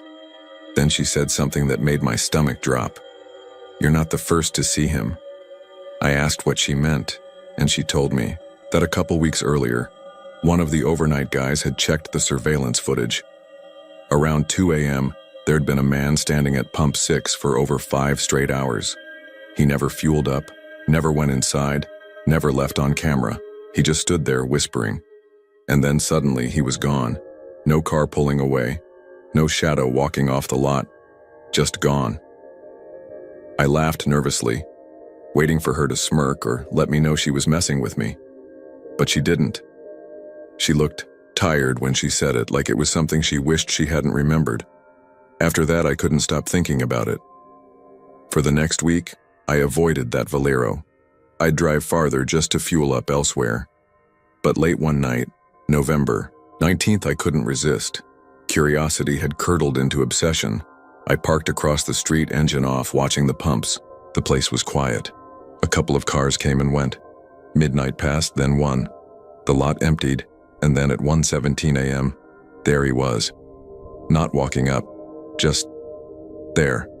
Like the air shifted and he stepped out of it. Same spot by Pump 6. Same pale skin, same gray shirt. His lips moving fast, whispering something only he could hear. I watched, frozen, my pulse pounding in my throat. At 2:04 a.m., I finally worked up the courage to pull out my phone and zoom in with the camera. The picture blurred every time his face came into focus, like the lens refused to hold on to him. My phone app even froze once. At 2:31 a.m., he stopped whispering. His head turned, slow as if weighted, and his eyes locked directly on me across the street. My stomach flipped. I hadn't made a sound. My car lights were off, but he saw me. He lifted his arm and raised one finger, pointing at me. I dropped the phone, scrambled to start the car, and peeled away, not caring if he followed or not. For days afterward, I kept checking over my shoulder. Nothing. But then small things began happening. I'd wake up to my porch light flickering, though the bulb was brand new. My phone would buzz at 3 a.m. with blank notifications. No text, no caller ID. Just the screen lighting up like someone was trying to get through. One night I woke to the faint sound of static outside my bedroom window. Not crickets, not the wind. Static, like the hiss of a detuned radio. When I pulled back the curtain, I swear I saw the shape of someone standing at the edge of my yard, pale in the moonlight. I don't remember going back to bed. I must have blacked out, because the next morning I was on the floor, the curtains open, my heart still racing. Last week I tried to tell myself it was stress or lack of sleep, but last night it happened again. I woke up at 3:11 a.m. to the sound of whispering outside my door. Slow, steady, like someone reciting words just out of earshot. I didn't look. I couldn't. I don't know what he is or what he wants. All I know is that when I close my eyes, I can still see his lips moving, shaping words I pray I'll never understand. And sometimes, when the night is quiet, I swear I can feel his whisper brushing against my ear, like he's standing right behind me. It was a Tuesday night, late August of 2019 in San Antonio. I remember because the weather was hot in that heavy, suffocating way that clings to you even after sunset. The air outside smelled faintly of asphalt still baking from the day, mixed with that faint, oily tang of car exhaust you get near the I-10 corridor. I had stayed late at work trying to finish up payroll so I wouldn't have to deal with it in the morning. By the time I clocked out, it was past 9:30. The sky was that dull kind of dark where the city glow blotted out most of the stars. and only a pale quarter moon hung over the skyline. I was tired, dragging, not really paying much attention beyond the basics. My little Corolla felt stuffy when I got in, so I rolled the windows down halfway, letting the warm night air push through. The drive from my office on Loop 410 back to my neighborhood in Leon Valley usually took about 15, maybe 20 minutes. I knew the route by muscle memory. Merge onto the access road, cut past a Whataburger, head down Bandera until you hit the turnoff. That night, traffic was lighter than usual, which should have been a relief, but instead it gave the roads this weirdly hollow feeling. The few cars I did see zipped past like I wasn't even there, and the silence that followed them felt thicker than it should have. About halfway home, I noticed a pair of headlights slide into my rearview mirror. At first, I didn't think anything of it. The road wasn't empty after all. But something about the way those lights hovered behind me set me on edge. They weren't tailgating, but they weren't keeping a normal distance either. The beams looked brighter than most, cold white instead of the usual yellow, and too perfectly level like the car behind me was locked in place. I switched lanes. The lights followed. I slowed down a little, expecting the driver to pass. They didn't. They just kept the same exact distance, not dropping back, not inching closer. My mouth went dry and I told myself not to be dramatic, that maybe it was just some kid with aftermarket headlights messing around. When I reached the intersection at Bandera and Grissom, I deliberately took the longer way home, turning right instead of left. The headlights followed. By then I could feel my pulse in my temples. I rolled my windows up and locked the doors. The neighborhood streets were narrower, lined with older houses, and I figured if I really got scared I could pull into a driveway and make it seem like I lived there. But the car behind me never changed position, always the same distance, always those glaring white lights. When I finally turned onto my street, I glanced back, expecting to see the car swing in behind me. Only, it didn't. The headlights were still there, but they weren't on the road anymore. They were floating. At first, my brain refused to register what I was seeing. The beams were above my car, angled down like some massive truck was perched on a hill overhead. But there was no hill, just the flat, tree-lined stretch of my street, houses dark and quiet on either side. The lights hovered maybe 15 feet, off the ground, steady, unwavering, pouring that harsh white glare over the roof of my Corolla. I slammed the brakes. The lights stopped with me. My chest tightened and I could feel sweat trickling down my spine. I didn't get out. I didn't even breathe right. I just sat there with both hands locked on the wheel, staring into my rear view like if I blinked too long, the lights would be inside the car with me. After maybe 20 seconds, though it felt like hours, the beams flickered once, then shot upward into the sky faster than anything I've ever seen. Within a blink, they were gone. The street was empty again. I drove the rest of the way to my driveway, shaking so badly I nearly hit the curb. When I told my neighbor about it the next morning, he gave me this long look, then asked what time it had been. I told him around 10:15. He went quiet for a while before saying, "Funny thing, my wife said she saw lights through the bedroom curtains around then. Thought it was a helicopter, but she didn't hear anything. Helicopters make noise. These lights didn't.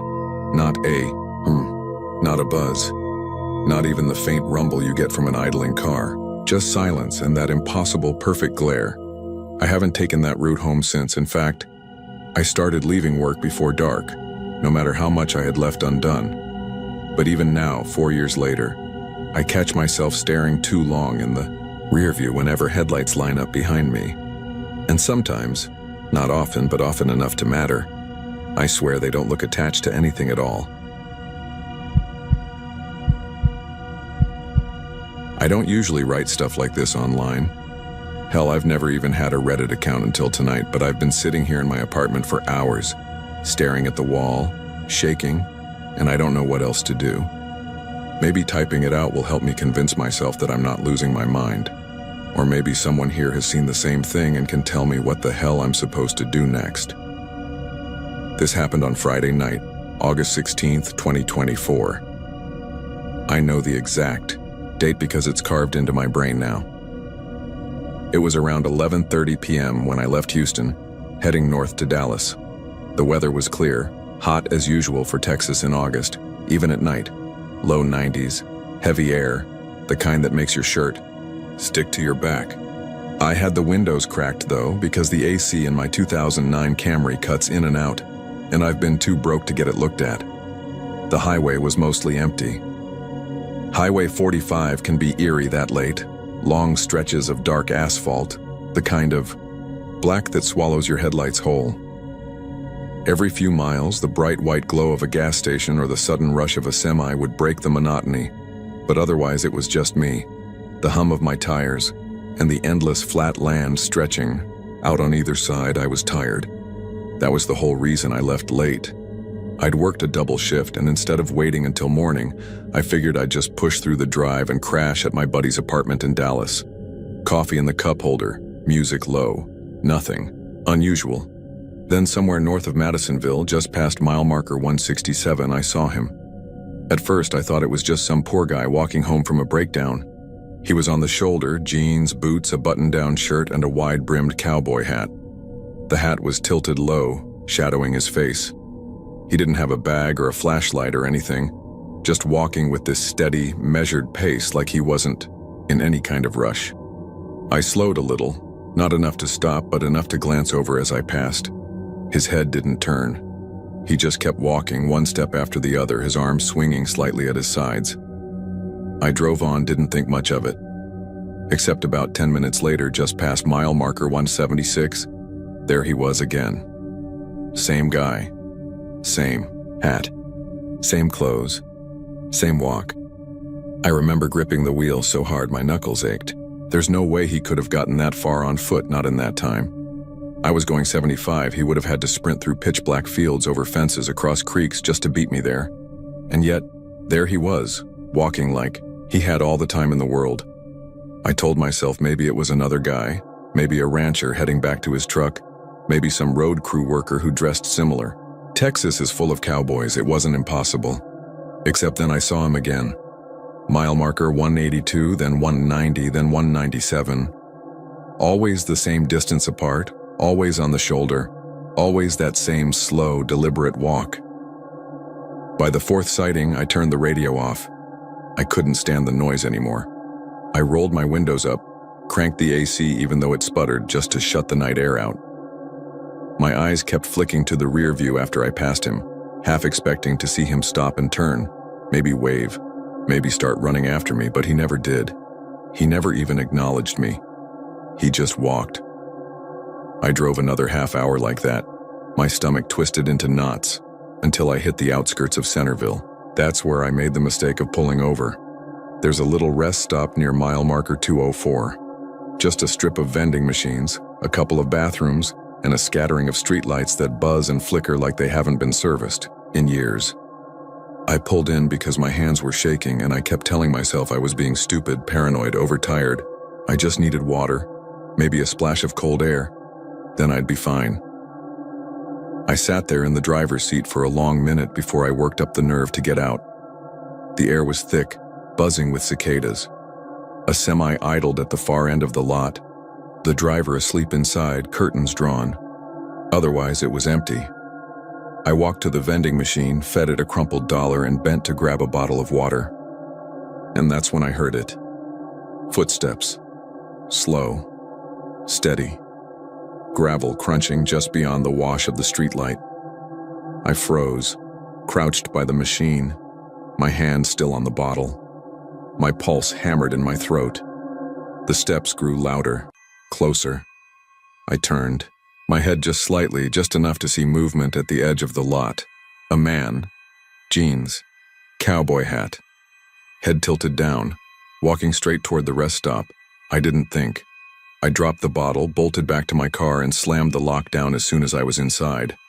My breath fogged the windshield as I fumbled for the keys. The whole lot was lit enough that I should have been able to see him clearly, but when I looked back out the window, he was gone. Not walking away, not standing in the shadows, just gone. I tore out of that rest stop so fast my tires squealed. I didn't even check the mirror this time. I just drove 70, 80, 90 until the lights of Corsicana blurred on the horizon. You'd think that would have been the end of it. But the thing about Highway 45 is it's long and empty, and no matter how fast you drive, you can't outrun the shoulder.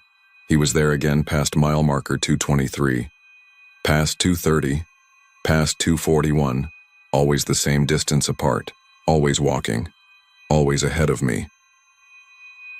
By the time I hit Ennis, I was crying, not sobbing, not wailing, just silent tears running down my face while I gripped the wheel, whispering, "Please, please, please," under my breath like a prayer. The last time I saw him was just south of Dallas, past mile marker 268. He was closer to the road this time, so close I had to swerve into the left lane to avoid him. For the first time, his head tilted just slightly, as if he might look at me. I couldn't see his eyes under the brim, but I swear I felt him watching. Then the city lights swallowed me. The highway grew crowded. I never saw him again. I made it to my buddy's apartment around 3 a.m., pale and shaking, too rattled to explain why I showed up hours later than I'd promised. I slept maybe 2 hours before I got back on the road in daylight, took the back roads home, avoided 45 altogether. But here's the thing that's been eating at me since. Yesterday, just to prove to myself I wasn't crazy, I started Googling. Man walking Highway 45 cowboy hat. And I found posts. Not many, but enough. A woman in 2019 saw him near Fairfield. A trucker in 2021 swore he passed the same cowboy every 10 miles for 2 hours straight. One guy said he pulled over to offer him a ride, only for the man to vanish before he reached the door. Every story's the same. Midnight, Highway 45, jeans, cowboy hat, never speaking, always walking. I don't know who he is or what he is, or what he wants. I just know that if you're ever driving that road late at night, don't stop, don't slow down, and whatever you do, don't look too long at the man in the cowboy hat, because he's still out there, walking, waiting. And I can't shake the feeling that he knows I saw him, that he's not done with me. It was September 18th, 2021, a Saturday night just outside Lubbock, Texas. The temperature had dropped into the high 60s after a brutal summer, and the air had that sharp, dry smell of harvested cotton fields. I remember the weather so clearly, because I'd been grateful for it all day. It was one of those rare evenings when you could roll your truck windows down without baking alive or being eaten alive by mosquitoes. I had been at a buddy's place, a ranch house off FM 2641, and stayed later than I'd meant to. By the time I left, it was close to 11:30 p.m. The roads out there are long and flat, the kind where your headlights catch nothing but dust and fence lines for miles, and you can feel like you're the last person alive on Earth. I was driving, slow, mostly because I'd had a couple beers with dinner and because country cops don't have much better to do than sit with their radar guns waiting for someone to get lazy. The road was empty, quiet except for the occasional cricket song carried in through the window. The moon was a weak sliver, barely enough to sketch the outlines of barns and dead trees in the fields. I remember thinking about how much darker it gets out there than in town, how the sky feels deeper, heavier. My high beams were the only thing keeping the world visible. That was when I first saw it. A truck up ahead, maybe 200 yards in front of me. Old, rusted, boxy, the kind of Ford you still see rotting out behind barns. Its taillights glowed dull red through a haze of dust it kicked up. I didn't think much of it. Farmers still. Haul around in trucks that should have died 20 years ago. What caught my attention was the speed. It was crawling along barely over 20 miles an hour on a road where most people take 50 just out of habit. I figured maybe it was someone drunk or tired or hauling something heavy. I eased back on the gas and let myself settle in behind it. After a minute, I noticed something that made my stomach tighten. The truck's brake lights would flicker now and then, but the movements were off. Too slow, too delayed, like whoever was driving wasn't paying attention. I leaned forward, squinting, trying to catch a glimpse of the driver through the back window. My headlights were hitting the cab and I could see straight through the dusty glass. There wasn't anybody inside. I don't mean I couldn't see the driver. I mean there was no driver. No silhouette behind the wheel, no head bobbing, nothing. The cab looked completely empty. The steering wheel shifted on its own, correcting as the truck wobbled down the dirt road. At first I told myself I was wrong, that maybe the glass glare was hiding them, or maybe the driver was short, slouched down in the seat. I even slowed down further, half convincing myself I was just overtired. But then the truck drifted onto the shoulder, its tires crunching gravel, and corrected itself without hesitation. Perfectly. Smoothly. Like invisible hands had turned the wheel. I spoke out loud, as if to keep myself tethered. No way. No damn way. My voice sounded small, swallowed up by the emptiness of the road. I considered turning around right there, but the problem was, the road was narrow, and I'd have had to slow nearly to a stop to spin the truck around. That felt worse. Something in me, some ugly, primitive part, told me it would notice if I stopped. I tried to convince myself there was a logical explanation. Maybe it was one of those remote-controlled farm rigs. Some farmer messing with old equipment, maybe a prank, but the way it moved was wrong. It didn't jerk like a machine or follow a straight program. It moved like it knew the road. Then, as if to make sure I wasn't imagining it, the truck slowed down until it was nearly idling. I had no choice but to slow with it. The taillights glowed, red dust curling in my headlights, and then it drifted to the side, giving me room. Like it was letting me pass. My throat tightened. Every instinct screamed not to go by, not to pull up alongside. I remember gripping the wheel so tight my knuckles hurt, staring at those empty windows. My engine hummed low, the only sound in miles, and I felt like if I pressed the gas and drew level with it, something would happen. Something I wouldn't come back from. I didn't pass. I stayed back, creeping along at a crawl, heart hammering. The truck kept moving steady, leading me. A mile passed. 2. Nothing else on the road, no farmhouses with lights on, no turnoffs. Just me and it. I started to notice my high beams didn't seem to light the cab at all anymore. Like the glass was darker, or thicker. All I could make out was the faint reflection of red light bouncing back at me. I finally pulled out my phone, thinking to record it, thinking proof might make it real in a way that didn't feel so insane. But the second I raised it, the truck's taillights blinked out, just died, leaving me staring at black. I slammed the brakes, skidding in the dust. The road was empty. No truck, nothing. The dust hung in the air like smoke, catching my headlights, but there was no sign of it. No sound, no fading engine, no lights in the distance. It was just gone. I sat there, shaking, with the engine idling. I couldn't bring myself to move for what felt like forever. When I finally did, I kept the truck at 30 the rest of the way home, checking the mirrors so often my eyes ached. Every time I saw headlights in the distance, I flinched, waiting for that shape to appear again. I didn't sleep that night. And here's the worst part. The next morning, I found dust on my driveway that didn't match the pattern of my own. Truck tires. 2 wide ruts, fresh, like something heavy had pulled in beside me and just sat there for a while. There aren't many things out here that scare me. Coyotes, rattlers, even strangers on the road. You learn to deal with it. But I can't shake the thought that the pickup followed me home, that maybe it's still out there, waiting for me to drive alone again. And I know how this sounds, but if you live outside Lubbock and you're ever driving the farm roads late, at night if you see an old rusted truck rolling slow ahead of you, don't pass it, don't even get close, because you won't see who's driving, because there isn't anyone. It was late September of 2018 when I first saw them. I remember the exact date because it was the week after my younger brother's wedding, and I'd just driven back from Dallas to Killeen, where I was renting a small 1-bedroom on the outskirts of town. Killeen isn't the most remarkable place in Texas. It exists mostly because of Fort Cavazos, back then still called Fort Hood, a sprawling military base that dominates the economy, the traffic, and in a strange way, even the mood of the city.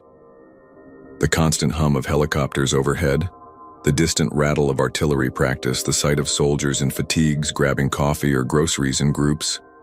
It all gave the place a sense of being halfway between ordinary small-town Texas and something stranger, more temporary, like a way station people passed through rather than settled in.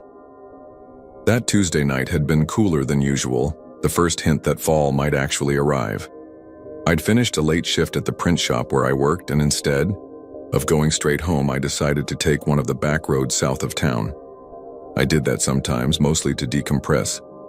The city can feel claustrophobic with the way traffic jams up around the base, so driving through the quiet stretches of road between patches of woods and farmland was my way of clearing my head. It was about 11:40 p.m. when I hit the stretch of FM 195, not far from the Lampasas River. The air smelled faintly of cedar and damp earth, and my headlights threw long, pale beams over the cracked asphalt. Every so often a rabbit darted across, a quick flash of fur and shadow before disappearing into the brush. The night was otherwise still, no wind, no other cars. Just the low drone of my engine and the occasional crunch of gravel when I veered, too close to the shoulder. That was when I noticed lights ahead of me. At first I thought it was another car, but as I rounded a bend I realized it wasn't just one. It was a line. A whole convoy of vehicles stretched along the road, maybe 10 or 12 of them, their headlights dimmed to a dull yellow glow. They weren't blinding, not like civilian high beams, but muted, as if covered by filters. I slowed down instinctively. The vehicles were military unmistakably. Humvees, the squat, boxy silhouettes I'd grown up seeing around Killeen. But there was something off about the way they moved. For one thing, they were silent. My windows were rolled down. On a night that quiet, I should have heard the rumble of diesel engines, the crunch of heavy tires on pavement. Instead, all I heard was the low idle of my own car. I pulled over slightly, letting my tires rest on the edge of the gravel, and watched them pass. Each Humvee rolled forward at the same speed, their spacing exact, their lights never wavering. Not one driver glanced my way. Not a single figure was visible through the windshields. They might as well have been empty shells moving under their own power. When the last one slipped by, its taillights dim against the tree line, I realized I'd been holding my breath. I let out a shaky laugh, convincing myself it was just some kind of training exercise. Fort Hood always had night drills. Maybe they were testing some new low-noise vehicles, something experimental. Still, when I put my car back into gear and continued down the road, the unease clung to me like humidity. The next day, I mentioned it to a coworker named Alex while we were both eating lunch in the break room. He'd grown up in Killeen, knew the area better than I did. They run convoys all the time, he said around a mouthful of sandwich. But if you didn't hear engines, nah man, that's not normal. He smirked. Maybe you saw the silent convoy. The what? Local thing. My dad used to tell me about it. He was Army back in the 90s. Said there's this line of Humvees you can see out on the back roads sometimes. They don't make a sound. No engines, no chatter on radios. Just lights. They'll pass you by and vanish past the tree line. He swore up and down it happened to him once outside Copperas Cove. Wouldn't talk about it much, though. I raised an eyebrow. Sounds like a campfire story. Yeah, well, Alex shrugged. Plenty of those around here. Black dogs on the highways. Soldiers who never came back from Iraq still walking base housing, all that. But the convoy one, man, you're not the first person to bring it up. I laughed it off at the time, but it stuck with me. Over the next few weeks, I found myself driving those same back roads more often. I don't know what I was expecting. Maybe I wanted to prove to myself it had been a trick of the light. Or maybe I wanted to see it again. Most nights were uneventful, just the rhythm of the tires, the smell of cedar and dust. But once in October, it happened again. This time, it was after midnight on a stretch of road near Nolanville. The same dim headlights appeared ahead, a line emerging from the dark. I slowed to a crawl, pulse thudding in my ears.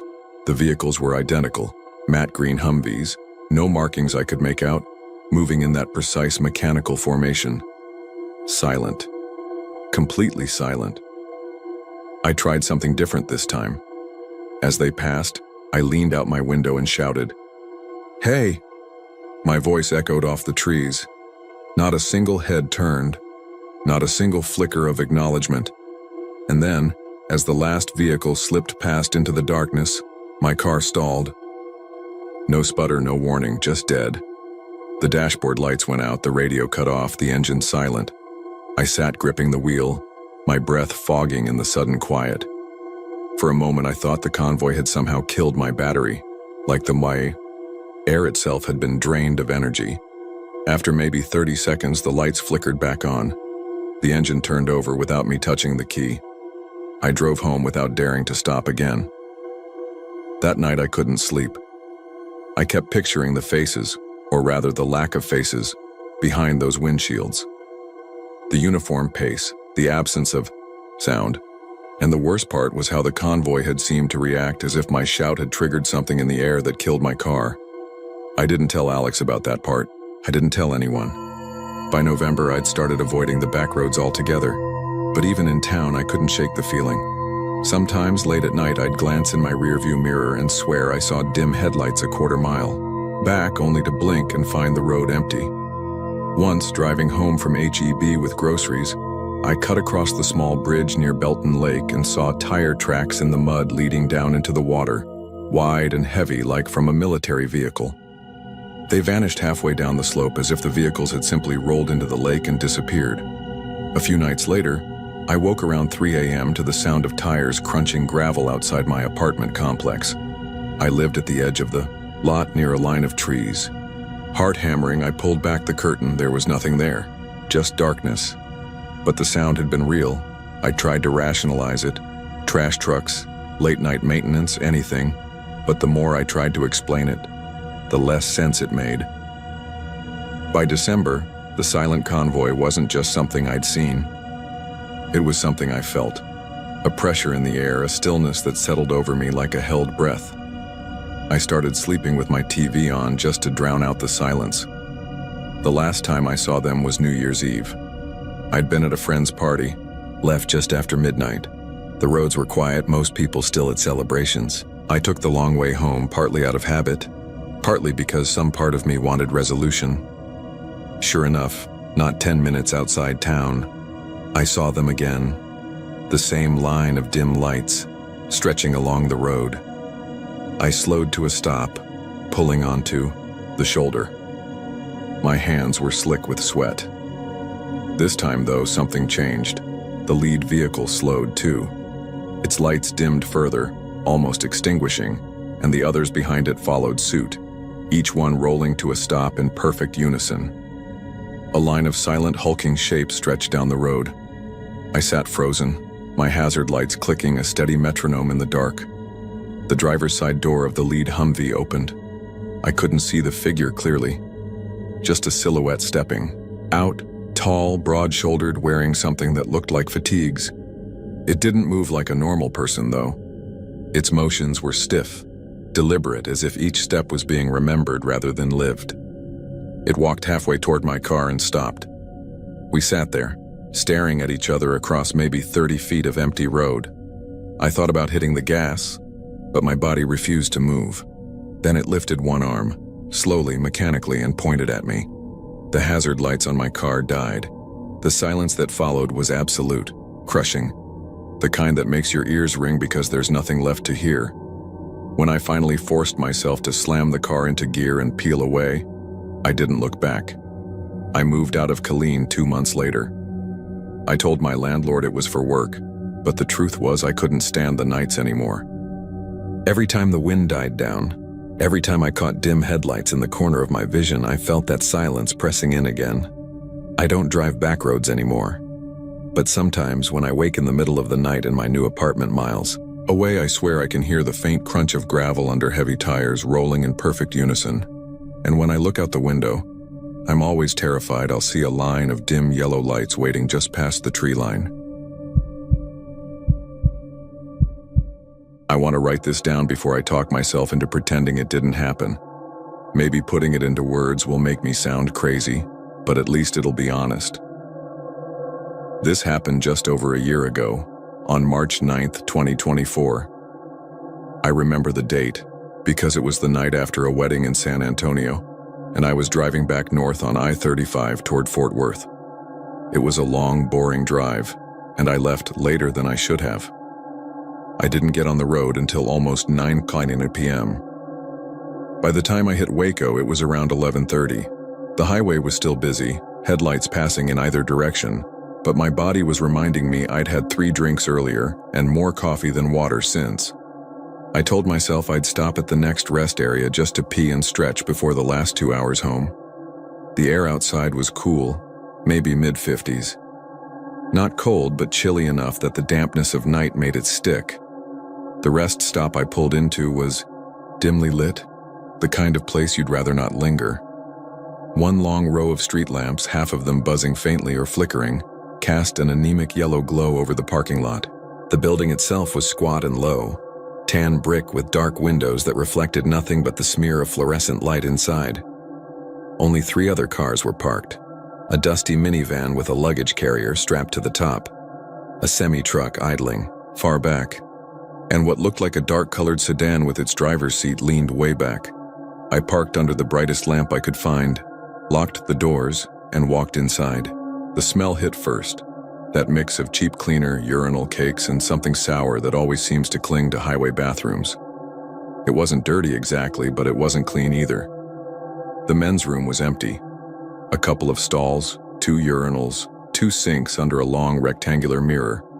The hum of the overhead lights was louder in there, mixed with the faint hiss of the HVAC. I did my business at the urinal, washed my hands, and glanced up at the mirror. That's when my stomach flipped. I was standing there, hands under the running water, but my reflection wasn't.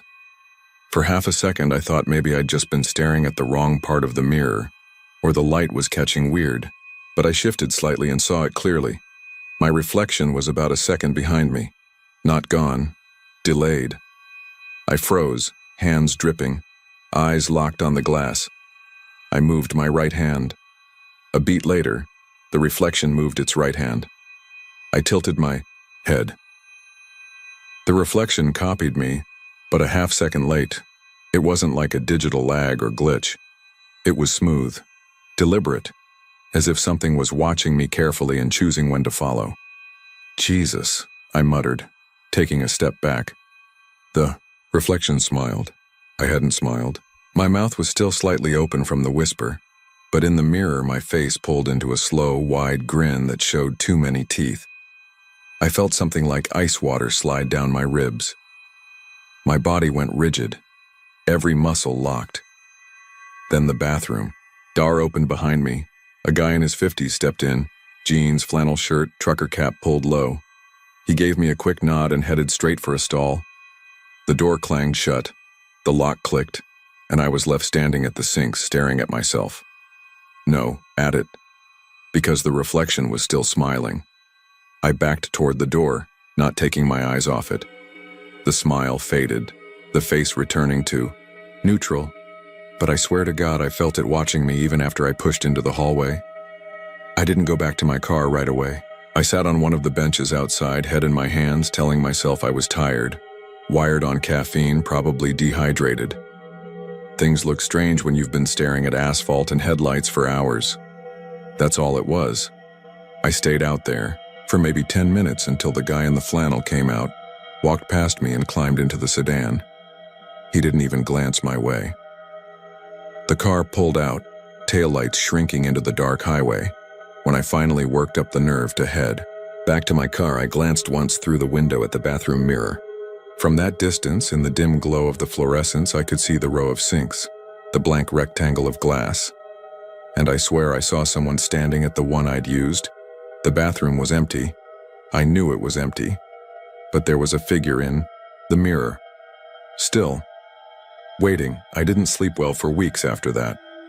Even now, I cover my mirrors at night. It's irrational, I know. But there's something wrong about that rest stop mirror. I wasn't the first person to see it either. A coworker who grew up in Temple said locals joke about the one on I-35 with the bad glass. He wouldn't elaborate.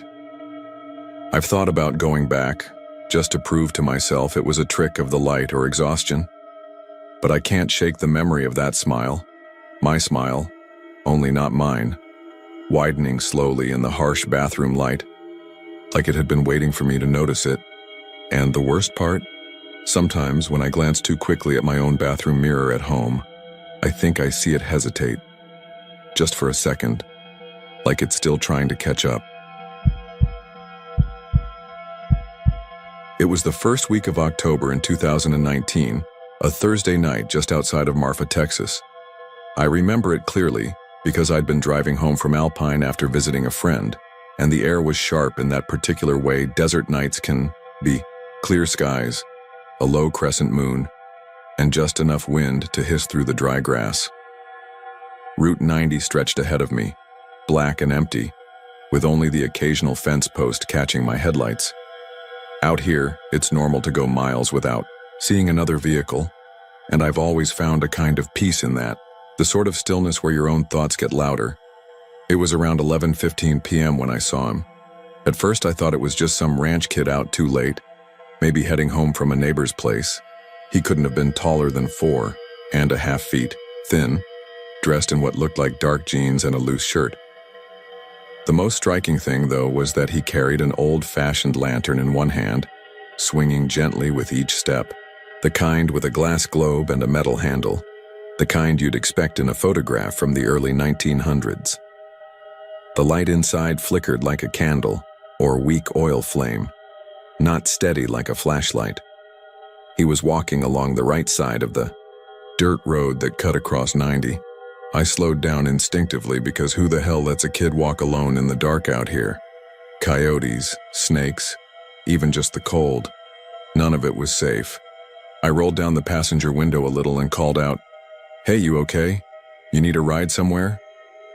He didn't look at me, didn't slow down, didn't even seem startled.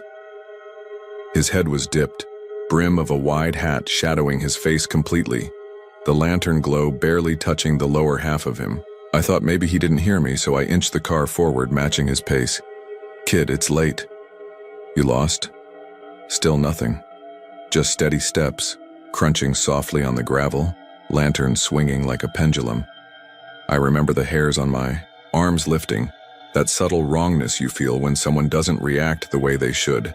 Even shy kids will at least glance at you. This boy moved like I wasn't there. I pulled up a bit ahead, thinking maybe I'd get out and try again. When I parked and stepped onto the shoulder, the night hit me harder than it had in the car. Silent except for the wind rattling through scrub. My headlights carved out a bright cone across the road, and for a second I lost sight of him. Then, I realized he hadn't caught up. He wasn't behind me anymore. I scanned the road. Empty. Both sides stretched into endless grassland, no trees to hide behind, no dips or washes close enough to reach that fast. He was just gone.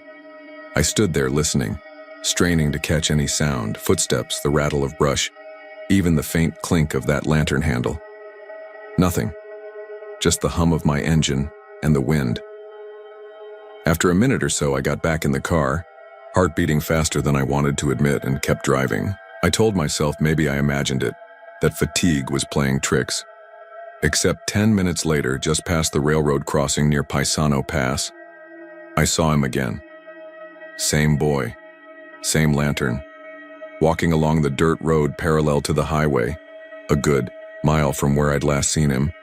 Same slow, steady stride, head dipped so the light never quite reached his face. This time I didn't stop. I kept my speed steady and gripped the wheel so hard my knuckles hurt. I tried not to look, but peripheral vision betrayed me. As I passed, the lantern glow flickered oddly, stretching too long, like a reflection in warped glass. And though I couldn't see eyes under the hat, I felt the sharp weight of being watched. For the rest of that drive home, I cranked the radio and forced myself not to glance into the mirrors, not to search the side of the road.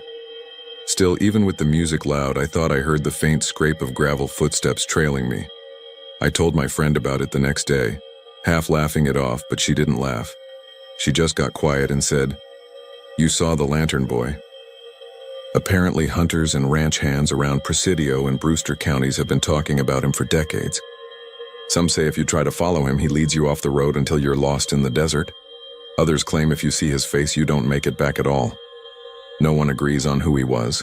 A kid who died in a brush fire, a rancher's son, who vanished during the Dust Bowl, a boy hit by a car and left on the roadside. But everyone agrees on one thing: you're not supposed to stop. I still don't know what I saw. A trick of exhaustion maybe, though I wasn't that tired. A local kid playing some bizarre prank. But I can't get past the way he just disappeared. That first time, how quickly he reappeared miles ahead. And I can't shake the feeling that if I'd stepped closer, close enough to let the lantern light hit his face, I wouldn't be here to write this. That was almost 4 years ago.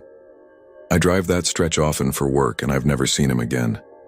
But every time I pass Paisano Pass at night, I keep my eyes forward, hands tight on the wheel. And without fail, in the far edge of the headlights, I swear I see something. Flicker. The faint wavering glow of a lantern swaying side to side, waiting for me to stop again.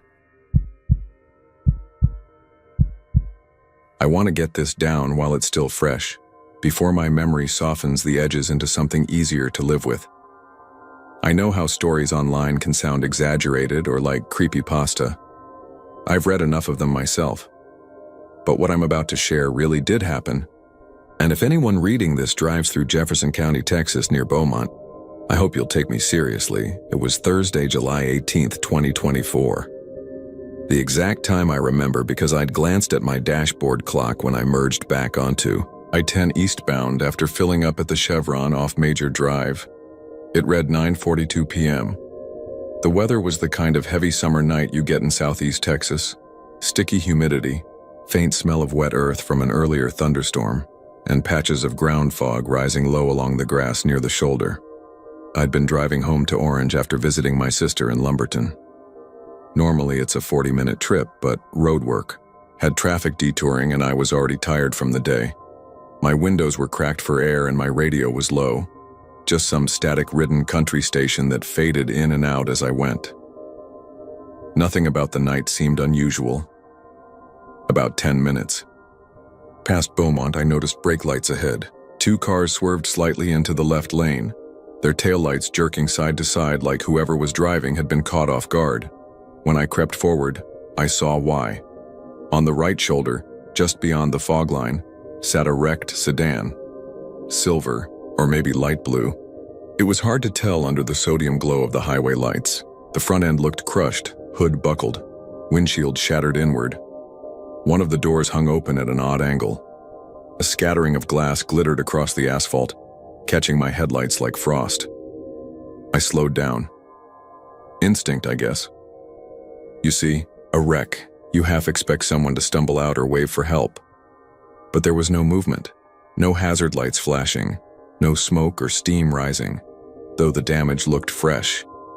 I remember muttering out loud, "Damn, that must have just happened." I checked my rear view, half thinking I should pull over.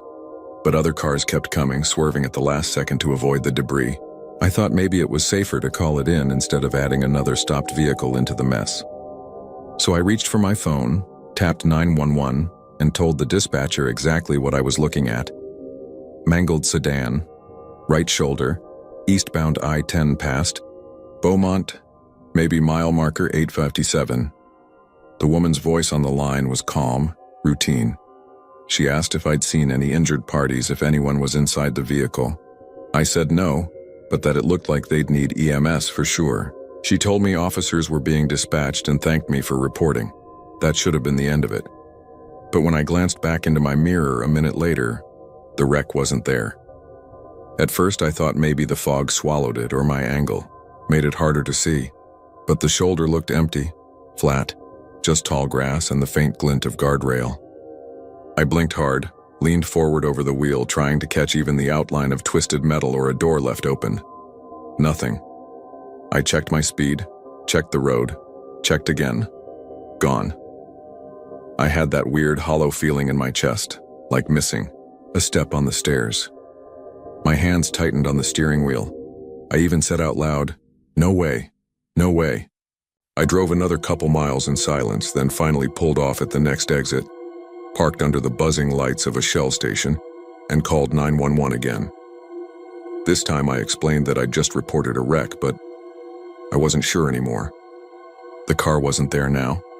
The dispatcher hesitated. I could hear keyboard keys clicking in the background. Finally, she said, "Sir, we did send a unit to check that stretch. There's nothing at that location, no vehicles, no debris." I felt my stomach knot. I tried to insist. Glass on the road, a door open, crushed hood. I wasn't imagining that. She asked if I might have been mistaken, if maybe it was an abandoned vehicle I saw earlier that had been cleared. I told her no. It looked fresh, like it had just happened minutes before. She only repeated that officers reported nothing found. I hung up eventually, embarrassed and unsettled. Sat there in the shell lot, palms damp against the steering wheel, wondering if fatigue had tricked me, if maybe glare and fog and shadows made me see what wasn't there. But here's the part I can't shake. The next morning, scrolling local news before work, I saw a brief segment buried between weather updates and traffic reports. Multiple motorists had called in about a phantom wreck on I-10 eastbound near Beaumont around the same time I had. Every caller described the same thing: a mangled sedan, glass on the shoulder, a door hanging open. By the time troopers arrived, there was nothing. One witness even claimed they saw a figure sitting in the driver's seat, hunched forward like slumped against the steering wheel. Another swore they swerved around a piece of bumper lying in the lane, only to watch it vanish in their mirror. The report ended with the anchor saying something like, "Officials believe it may have been a misidentified disabled vehicle that was moved quickly," but the tone in her voice suggested even she didn't buy it. Since then, I can't stop thinking about it. I've driven that stretch twice more, during daylight, windows up, radio silent. Both times I catch myself scanning the shoulder, bracing to see broken glass or twisted steel waiting in the weeds. But the highway looks normal, clean, ordinary. And yet, every time I pass that mile marker, I get the same feeling in my gut, that I'm driving through the aftermath of something that really did happen. Maybe not in the present, maybe not in any way that makes sense. But it happened. And sometimes late at night when traffic thins and the fog rises, I swear I see a faint shimmer in the grass, like crushed glass catching headlights, then vanishing, before I can be sure. I don't know what else to call it except the car wreck that never happened. It was a Tuesday night, November 14th, 2017. I wouldn't normally remember a date like that, but this one burned itself into me. I had a delivery to make toward Eagle Pass, running west on Route 57 out of La Prairie. If you've ever driven that stretch after dark, you know how empty it feels. Flat, endless scrubland, no lights, no towns, nothing but the rhythm of your own headlights flashing over the reflectors. The day itself had been ordinary. I'd grabbed coffee in Uvalde, fueled, up-checked the tires. The only thing unusual was the heat. For November, it was still in the low 70s after sunset, the kind of thick warmth that makes the air feel like it's pressing against you. Storms had been forecast farther north, but the skies out here were clear. Too clear. By 10 o'clock, I was deep in that trance every night driver knows. Engine humming, radio drifting in and out, lines on the asphalt flicking by until you stop noticing them. My windows were cracked just enough to let air through. The smell of mesquite brush carried faintly on the wind. That's when I heard it. Not the ordinary kind of road noise, not coyotes or cattle. It was sudden, sharp, screeching tires, drawn out and frantic. A crash followed, metallic and violent, like two vehicles folding into each other at high speed. My body reacted before my mind did. I braked, sat up straight, eyes wide on the road ahead, but there was nothing. The asphalt stretched clean under the high beams. No wreckage, no taillights, no bent guardrails or shredded rubber. Just the same pale line stretching into dark. I told myself I'd imagined it, that I'd nodded for a second, or that my brain had stitched together some random noise with fatigue. But then the smell hit. Burning rubber. Acrid, thick, stinging the back of my throat like it was still hanging in the air from a blowout seconds earlier. I slowed, rolled to the shoulder, hazards ticking loud in the cab. Against my better judgment, I stepped out with the flashlight. The night was dead quiet. Too quiet. No crickets, no wind. Just the oppressive silence you feel in your ears, as though the world itself is holding its breath, The smell got stronger. As I walked, I swept the beam along the shoulder, the brush, the stretch of highway behind me. No glass, no tire marks, no twisted fender. Just that reek of scorched rubber lingering in the still air. A pickup passed after a few minutes, slowing, enough for the driver to lean out. "Breakdown?" he called. I told him what I'd heard. His expression flickered in the glow of his dash lights, something that looked a lot like recognition. "Ain't nothing out here," he said, voice flat, before gunning the truck and disappearing down the road. I stood there longer than I should have, flashlight cutting into the dark until the silence got too heavy to bear. Finally, I got back behind the wheel and drove.